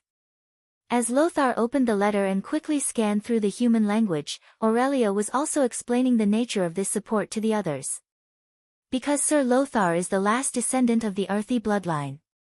Our ancestors have sworn to always help your Emperor Thoradin and all his relatives. Even His Majesty Anastrian could not deny that obligation. He has sent this combat team to thank you for your help. Lothar repeatedly read the letter to make sure that he did not read it wrong. The letter only wrote about a small fleet consisting of 4 light destroyers and 8 ultralight scout ships. There was no mention of the ranger unit or the ranger generals. Then what's the matter with you and your ranger unit? Lothar asked. My sisters and I came here of our own free will, she announced proudly, puffing out her chest. At the same time, she subconsciously flicked her golden hair that could sell shampoo advertisements. She was like a warrior who had sharpened her sword and repaired her armor, ready to charge into the battlefield. I have a completely different view from my people. I sense the evil behind the battle. This will be infinitely more serious than my king imagines. If the horde is as cruel as you say, then the dwarves, high elves, humans, all intelligent life on this planet will face the danger of destruction. When the kingdoms of the humans and dwarves are destroyed, our forest will not be able to hold on for long. She fearlessly looked at Lothar and the other kings behind him. Only then did everyone realize that this beautiful woman's confidence and boldness came from her glorious battle experience. In fact, before Thoradin the Great was born, this woman was already very famous in the war against the trolls. That's right. The High Elves were superhumans with eternal life. And Aurelia should be over 3,800 years old. In terms of combat experience, Lothar's ancestors couldn't compare to Aurelia's. At this moment, Aurelia seemed even more warlike than the beast men and more righteous than the holy knights. What kind of sentiment was this? Not only did he bravely join the war that even his own country opposed, but he also brought along the elites of almost his entire family. No king or general present was blind. Everyone could see that most of the rangers had the Windrunner family crest on their badges. Even the elite troops of Duke Mograine of Rotterdam, who was commonly known as the High Lord and had a large fief, were nothing more than that. Aurelia had definitely dug out all the secrets of the Windrunner family. Lothar was almost moved to tears. Antonidas, who was behind Lothar, obviously had a different opinion. He noticed that Servanas was covering his mouth and snickering behind Aurelia. The old great mage spoke, yes. Why doesn't anyone praise Madame Aurelia's beauty? I remember when a deputy commander of the Alliance met the Princess of Rotterdam, he not only praised Princess Kalia's beauty, but also presented her with a beautiful magic rose. Now, Aurelia and Madame Servanas are so beautiful. I don't think His Excellency Duke Marcus would be so biased, would he? What the hell are you doing? At this moment, Lang, Andoin, and Duque glared at the old man. Everyone could tell that Aurelia had probably brought her family's private troops over for the sake of Duque. What are you messing around for? Servanus's gossipy soul was burning fiercely, and he just so happened to add, "Oh. Is that so? Is the Princess of Rotterdam really beautiful? What kind of magic rose is it?" "Ah, I'm not as ingenious as Sir Marcus, but it's something like this." Antonidas flipped his wrist, and suddenly, an ice fire rose with ice on the outside and fire elements flowing on the inside appeared in his hand. Of course, those who had seen it would know that it was quite different from the one made by Duque. This was also deliberately done by the old man. The old man even ran over and offered the flower to Servanus. "Ah, this is a compliment to your beauty." "Thank you." It was really a compliment. Antonidas and Queen Sylvanus had also forced Duque and Aurelia into a corner. Duque was now very sure that Queen Sylvanus definitely knew something and was making a fuss. And Antonidas, this old man, is a bit sinister. Not only Duque, but everyone could tell that Antonidas obviously did not want the Princess of Rotterdam to marry Duque. Even if it was only a possibility, he had to eliminate it. That's right. If Duque, who had control of Karazhan, really went into the arms of Rotterdam, it would be a huge challenge to the Daligen's status as the Holy Land of Magic. The books of Karazhan could definitely make the magic level of Rotterdam soar many levels in a decade. As for the High Elves, the High Elves were the ancestors of magic. Seeing through the old man's thoughts, Duque couldn't help but smile bitterly. Of course, he was not interested in going to Rotterdam, which was destined to fail in history. But Antonidas didn't know. "Sigh, it's all my fault for accidentally pretending to be a fool." "Don't pretend, or you'll be struck by lightning." "Well, now I've been forced to do something beyond my abilities." Aurelia was jealous. Beautiful women always had a kind of pride that outsiders could not imagine. If the other party had nothing to do with him, then forget it. The High Elves were a magical race that maintained eternal beauty, and the beauty of a human beauty that was only a little more than 10 years old was nothing to them. The problem was that after Aurelia returned to Cuel Salis, something big really happened that had something to do with Duque. If it were someone else, Aurelia would definitely not care, but Duque. Only Duque. Aurelia really could not ignore it. "No need, Duque, I'm an old woman that's thousands of years old, what haven't I seen? I don't need such hypocritical praise." Well, that was what she said, but the look in Aurelia's eyes was completely different. That pair of seemingly calm emerald eyes were clearly filled with indignation and anger.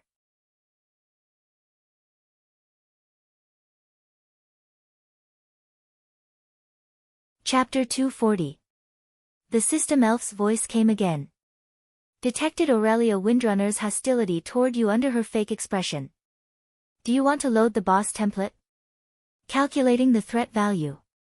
The threat value is quite chaotic, but it is strongly recommended that the host surrender immediately. Surrender my ass. What's the point of thinking so much? The translation of that look was, "Kid, I don't like the look of you. Hurry up and coax me, or else I'll make you suffer later."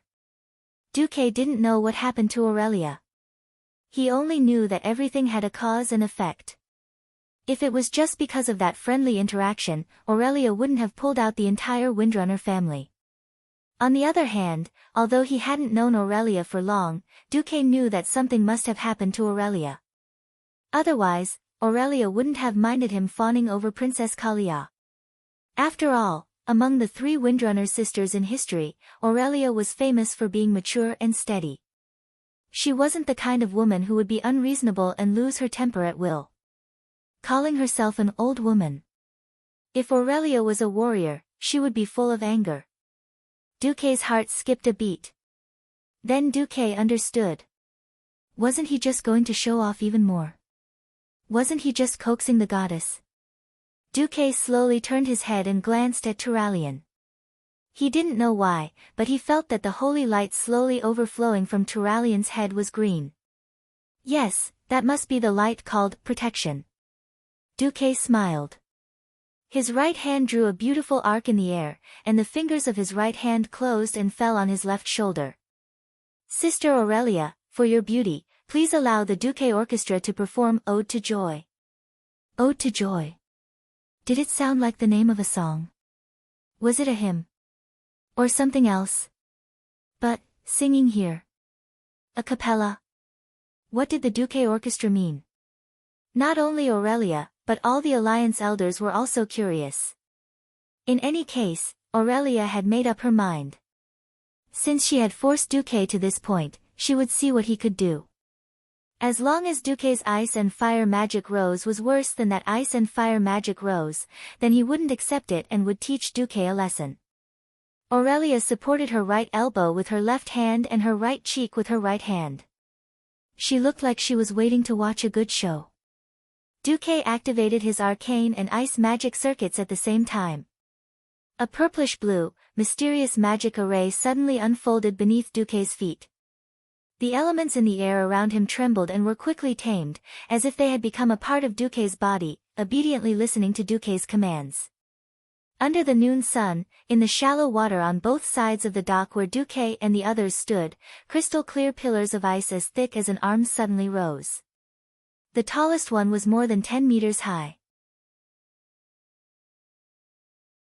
It might not be appropriate to call them pillars, but these hollow ice tubes were even finer than glass tubes carved by craftsmen. Not only were they thick, but they were also crystal clear, much more transparent than most glass in this era. The sudden appearance of so many tubes on the beach next to the dock not only attracted the attention of the high elves who were lining up, but also stunned all the human guards at the dock. What was this? Not to mention the kings and generals, even the elves who had lived for countless years and thought they were knowledgeable couldn't tell what it was at all. Percussion music? Organ? But it didn't seem like it. Duque gave Aurelia the most confident smile, raised his left hand in a very pretentious manner, and snapped his fingers.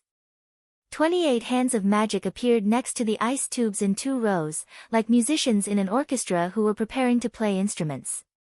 Each pair of hands of magic that emitted soft white light made a relaxed posture similar to a conductor's starting hand. In the next second, the performance began. Bang! With a bang, as a team of hands of magic touched the 3rd tube on the left, the ice tube immediately flew into the air, and then, like a silver bottle exploding, it instantly exploded into countless ice crystal powder. The ice crystals made of seawater exploded and dispersed under the sunlight, forming a gorgeous effect like fireworks. Aurelia's sexy long ears twitched. She seemed to hear a sound, me.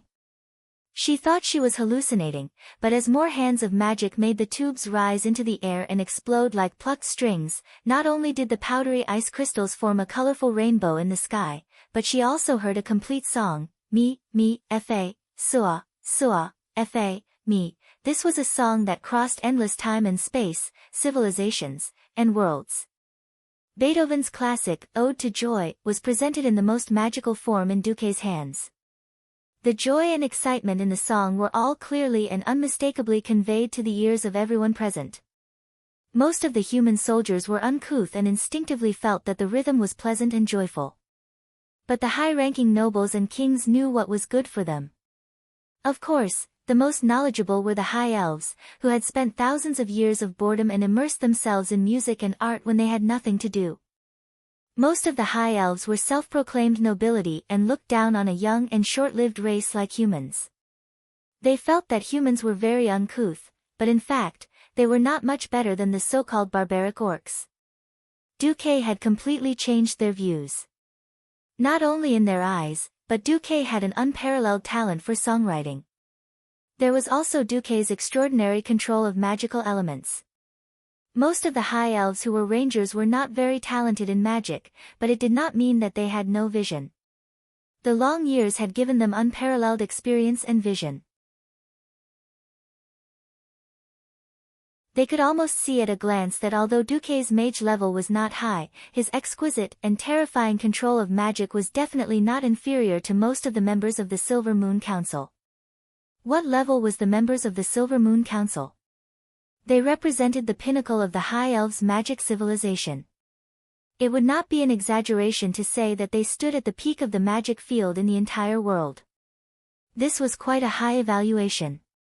looking at Duque waving his hands lightly like a conductor, pretending to direct those hands of magic to play the song without making any mistakes. The three Windrunner sisters who were present were angry and amused at the same time. But the three sisters who had seen through Duque all regarded it as a small mistake in casting multiple spells. After all, normally, no one could do so many different things at the same time without making a mistake. "Oh, so he is Duke Marcus," the calm Lilith said softly to herself. In the whisper of wind, Servanas laughed and said, "You really are a little guy with endless new surprises. No wonder Big Sister loves you so much," not hesitating to. "Enough." Aurelia interrupted Servanas in the whisper of wind. Ignoring the others' reactions, Aurelia the Great Demon Queen was very satisfied. She walked over in public and gave Duque a passionate kiss. Well, unfortunately, it was on Duque's forehead. Little brother Duque was speechless. Damn.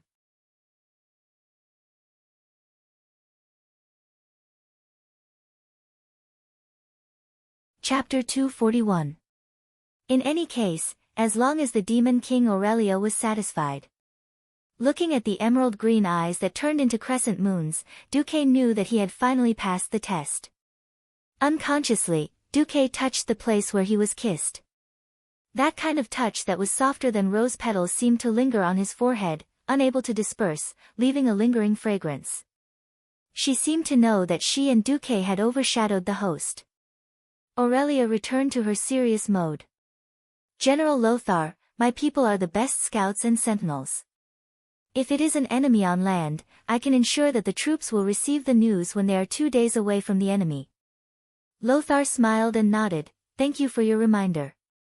Unfortunately, our enemy is on the other side of the sea. We can only rely on Admiral Dylene's reconnaissance fleet and Deputy Commander Marcus Naga to obtain intelligence. Perhaps in the next battle, you and your people can only be used as archers for the time being, but we will ensure your safety. There is no place on the battlefield that is absolutely safe," Aurelia said seriously. "I know. You and your people will know when you go there." Lothar glanced at Duque and smiled mysteriously. "Before that, please wait patiently for the arrival of the reconnaissance report." Aurelia soon understood what Lothar's smile meant. First was the battle position. It was the second highest position on the 2 hills near the South Shore port. The firing holes made of hard bricks were quite strong. Even a small caliber human artillery could not penetrate it at once. Not to mention ordinary ballistae, bows and arrows and other long-range attacks. This position seemed to have accurately calculated the range of the Elven Rangers' bows and arrows. Almost from the port to the foot of the hill, the distance of 300 meters was the Elven Rangers' range. In terms of safety, it was also guaranteed. The highest place was naturally the ballistae, catapults, and cannons. The Elven archers were the second layer, the third layer was the human javelin soldiers, and further down were the 2 layers of pikemen. With this kind of three-dimensional defense, unless the lower 3 layers were completely destroyed, the Elven archers would not be in any danger at all. Even if there was danger, the specially set retreat route along the hill and a spacious tunnel running through the entire hill were enough for the Elven Rangers to evacuate the entire position in a few minutes. Then came the encampment. Duque seemed to have predicted that the elves would come. He had specially left a quiet little valley for the elves. Not only were there a large number of towering trees in the valley, but there was also a small clear mountain spring. In addition, there were also many fruit trees. It was the harvest season, and the valley was full of fruits, which tempted the elves. This was a ranger's favorite. Aurelia was dumbfounded. "Big sis, you said he's only a 15-year-old kid, but I don't see how he's young. She even knew what you loved the most. Hee hee. You've done your best to mobilize almost the entire Windrunner family. In the end, it's all for your little lover, right? No one would say anything about this. Why did you try to cover it up? Be frank." Servanas teased his big sister. "Sister, we are sisters. I am nearly 1,000 years old. I am no longer a child. I don't think there's anything to be ashamed of. Humans are short-lived species. Since you like it, you should cherish this short period of time. But I hope that you can speak frankly in the future. There's no need to use things like world crisis or righteousness. Lilith bowed respectfully to her big sister. Aurelia was wrongly accused. If there really was something going on between her and Duque, then so be it. Among the High Elves, this kind of thing was very casual. Many of the High Elf nobles lived rotten lives. But she wasn't. She had always been clean, but after what happened, even her sisters didn't believe in her judgment of the big picture. But Aurelia couldn't refute. In the end, you've gone too far. Aurelia actually burst into tears. This time, it was Savannah's and Lilith's turn to be dumbfounded. Could it be that there really was nothing going on between Big Sis and that human youth? On the other side, Duque was in a mess. He had been showing off in front of Aurelia, but High Lord Mograine had come looking for him before nightfall. Originally, Duque was quite interested in befriending Mograine. After all, he was a famous figure in the future, and definitely a hero in Azeroth's history. With Duque's intention to befriend him, the two of them quickly called each other by their names. Who knew that after Mograine pretended to talk about the situation for a while, he actually changed the topic and said that he should visit Lordaeron more often when he was free. Finally, the dagger was revealed. Ah! That Duque, actually, if you can achieve great things as the deputy commander of the Lordaeron Alliance. By then, what beautiful princess can you not marry? Why do you have to find a high elf who has a completely different lifestyle as your wife? A true noble must have a noble bloodline to be recognized by other nobles. Elves and whatnot are not bad as lovers. Ah, yes, Princess Kalia really likes your roses. She asked me to pass on a message that she expects you to have a better masterpiece. Damn, is she telling me that the Princess of Lordaeron is waiting for me? Does this mean that I have to show off in front of the princess in a more gorgeous way than I did with Aurelia today? Oh, no, a more perfect gift. At this moment, Duque's heart was full of tears. He constantly hated himself. Why did I have to show off in front of Princess Kalia that night? Not wanting to say anything, Duque decided that once the second battle at the Dark Portal ended, he would return home. Oh, no, return to Karazhan to focus on magic training. He would not see anyone.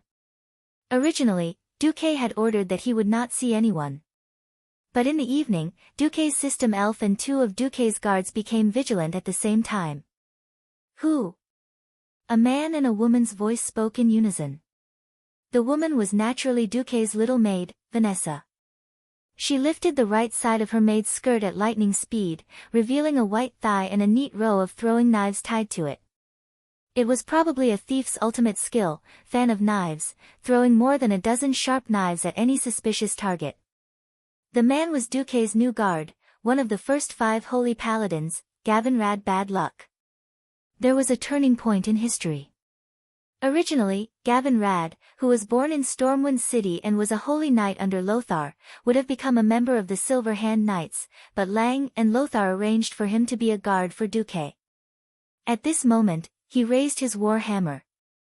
At this moment, 2 slender and perfect legs hung down from the eaves, and Savannah's voice sounded. Hey, Duque, did you know? Big Sister spent 3 months in the Black Prison not long ago.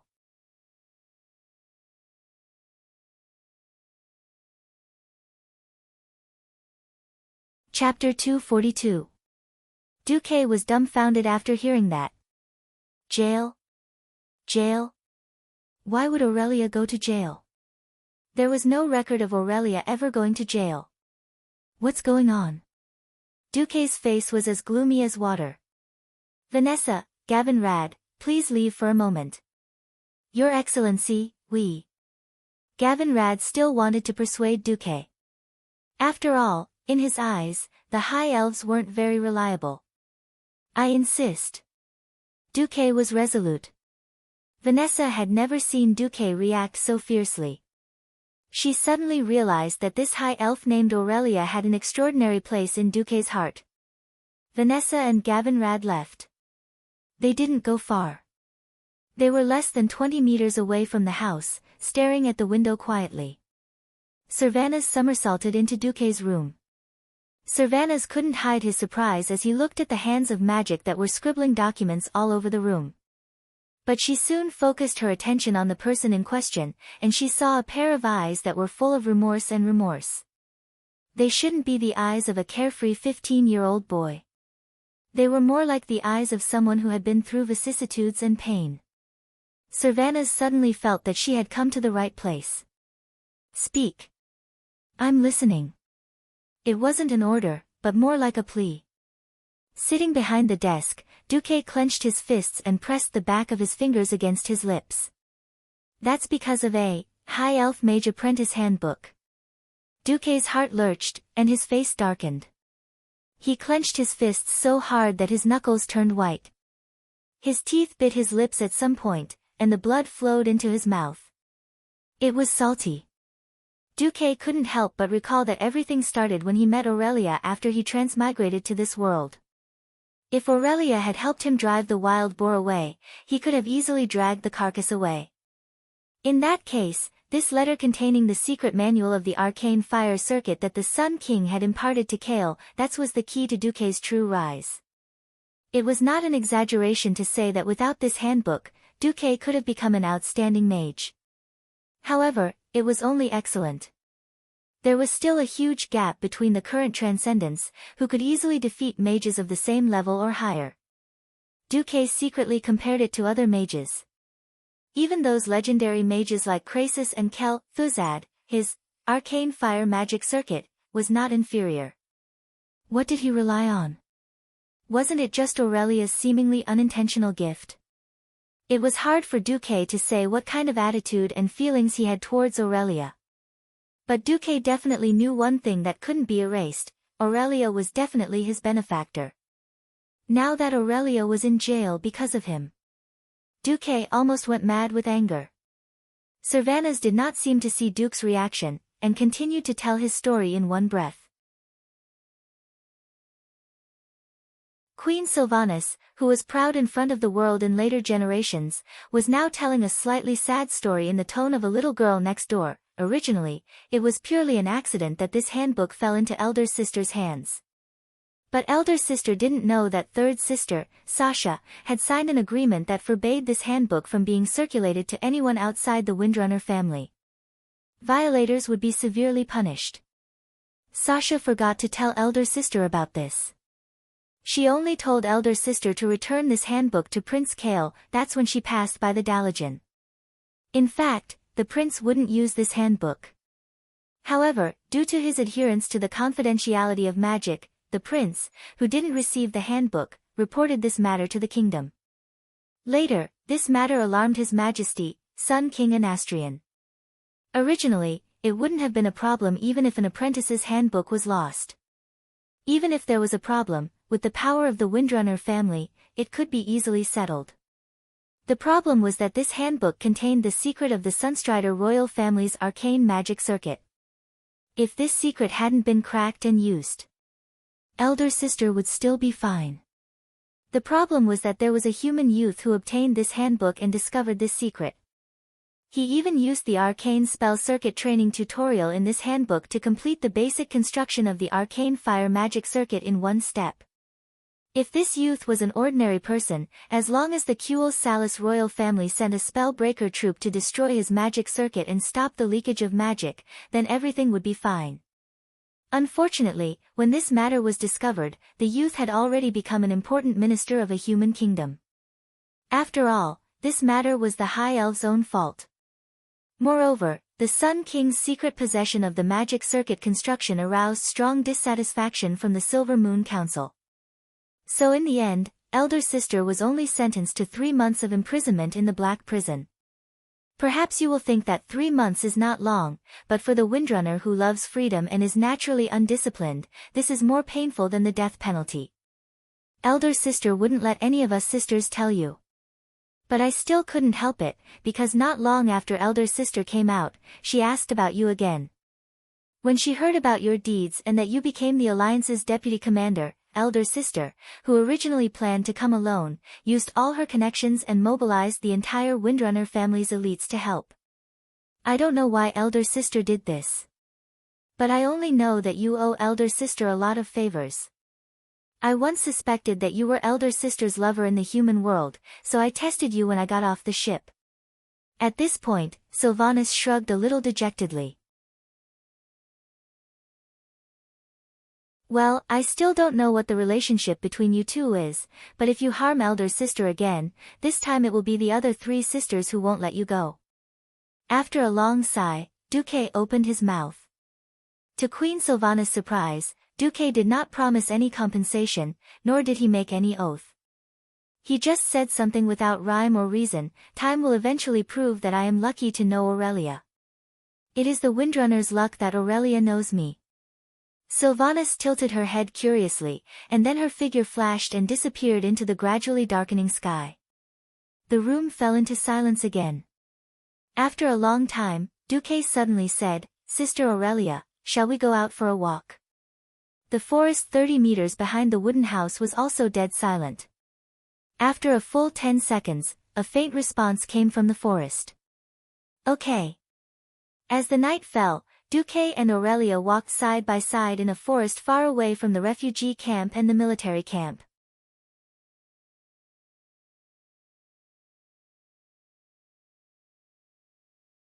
Chapter 243. The woods were quiet. Apart from the chirping of insects and birds, there wasn't even the roar of large beasts. There might have been beasts before this year, but since the arrival of a large number of refugees and the repeated sweeps of locust-like hunters, there were only small beasts left in the forest of the Hillsbrad Hills. The two walked side by side for a long time without saying a word. The atmosphere was quiet and a little awkward. Especially Aurelia, she began to panic a little. After a year, Duque had undergone an earth-shattering transformation. She heard that the curse made him a little older, but she didn't expect that he had changed from a 15-year-old boy to a handsome young man. In the past, she could look down on Duque with her tall figure, satisfying her impression of a big sister. Now, because of Duque's growth, even when she walked with Duque, she felt like lovers. Originally, she was just curious about Duque. Because a 15-year-old human male was no different from a baby in Aurelia's eyes. So, Aurelia could tease Duque and make fun of Duque. But in just a year, Duque's change was so great that Aurelia was tongue-tied. Regardless of whether it was in terms of physical growth, strength, or status, it was all in terms of growth. This Duque was completely unfamiliar to her. But Duque seemed to know her very well and had prepared everything for her, which made her feel extremely warm. Not only was Aurelia confused, but Duque was also confused. After thinking for a long time, Aurelia spoke first. Actually, you don't have to care about me being in prison. I should say that I'm just in solitary confinement. I'm also treated well in prison. When you grow up, you will understand that everyone has to be responsible for what they do. Although I was punished for my mistakes, it has nothing to do with you. Don't feel like you owe me anything. Duque smiled faintly. I don't think the kings of the 7 human kingdoms are stupid enough to let a child be the deputy commander of the Alliance. Aurelia was choked by Duque. Aurelia suddenly became angry. She had been imprisoned for 3 months for this brat, and this brat was actually showing off. Aurelia reached out and wanted to knock Duque's head. Duque's bright eyes made Aurelia's movements stop. Aurelia, from the moment Sylvanas told me about this, I've been wondering if I should do something to make it up to you. But I realized that if I did that, it would only make you feel worse, and it would also make you look down on me. Aurelia blinked her big green eyes as if saying, "How did you know? Not only do you have a sense of responsibility, but you are also a person with a sense of justice and fairness. You will feel that it is your responsibility. Even if I have a vested interest, I should not be responsible for your mistakes. Right?" Aurelia took a deep breath. That's right.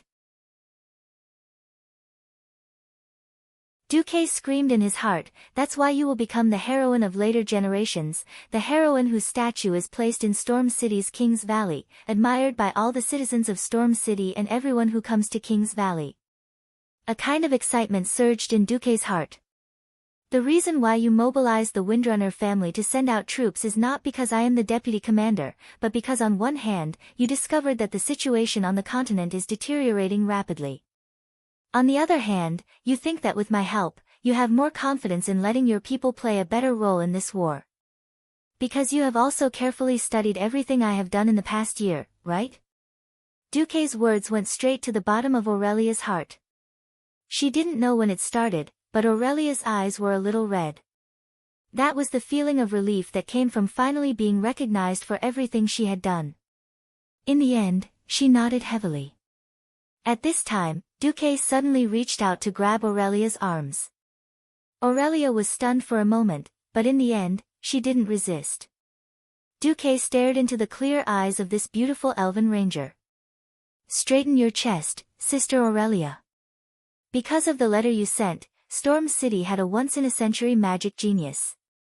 This genius relied on this circuit to support Karazhan in the battle to kill his way to Sargeras. Because of your letter, Storm City had a great mage who was good at using flames. He burned hundreds of thousands of orcs. And because of your letter, this genius young mage created a giant ice block and saved 50,000 elite Stormwind warriors who had no hope of escaping. In the end, because of your letter, a new legend was created, and this legend continues to write the legend of him and Aurelia Windrunner as the deputy commander of the Alliance. With your momentary sacrifice, you cultivated a child of destiny who changed the history of the entire continent, and even the fate of all intelligent creatures on the planet.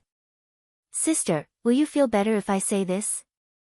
Duque's words were like enlightenment, and it suddenly made Aurelia wake up. Aurelia's eyes were filled with that almost untamed wildness again. "Oh, why didn't I realize before that you are so good at talking, kid? In that case, my 3 months in the little black room were not in vain. It seems that I should consider giving you a trophy or something." Duque smiled. "That's good. Stop being so smug. I spent 3 months in a little black room with no fun places to go and no books. That's not a small price to pay. Kid, are you ready to be my servant?" I've been very busy recently. I probably have to work for someone, and it might be 100 years later," Duque said seriously. "Bastard. No one can renege on a debt to me, Aurelia Windrunner. No one." Aurelia pretended to roar and choked Duque's neck. "Humph. As a man, he will definitely not owe anything. Oh, that's it." Aurelia suddenly remembered something. "We sisters look quite similar, and you humans all look the same to us high elves. How did you tell us apart?" "Luckily, you did, or else I really wouldn't be able to defend myself." Duque remained silent, because everything he said could be used as evidence in court. Yes, if he confessed, he would be severely punished; if he resisted, he would be lenient, and he would go home for the new year. Unfortunately, Duque only controlled his mouth, but forgot to control his eyes. He unconsciously glanced at Aurelia's cleavage. With just one glance, Duque was in trouble. Aurelia suddenly realized that this little bastard could tell them apart based on the weight of the Meat Mountain Demon King. "You bastard, slap." A crisp slap came from the forest, startling countless birds. "You're tuning into the Blissful Bookshelf YouTube channel. We're so grateful for your support, and don't forget to subscribe to join us on this incredible journey through captivating stories. Your generosity through donations truly makes a world of difference, as it's the primary source of revenue that allows me to expand and enhance this channel for you.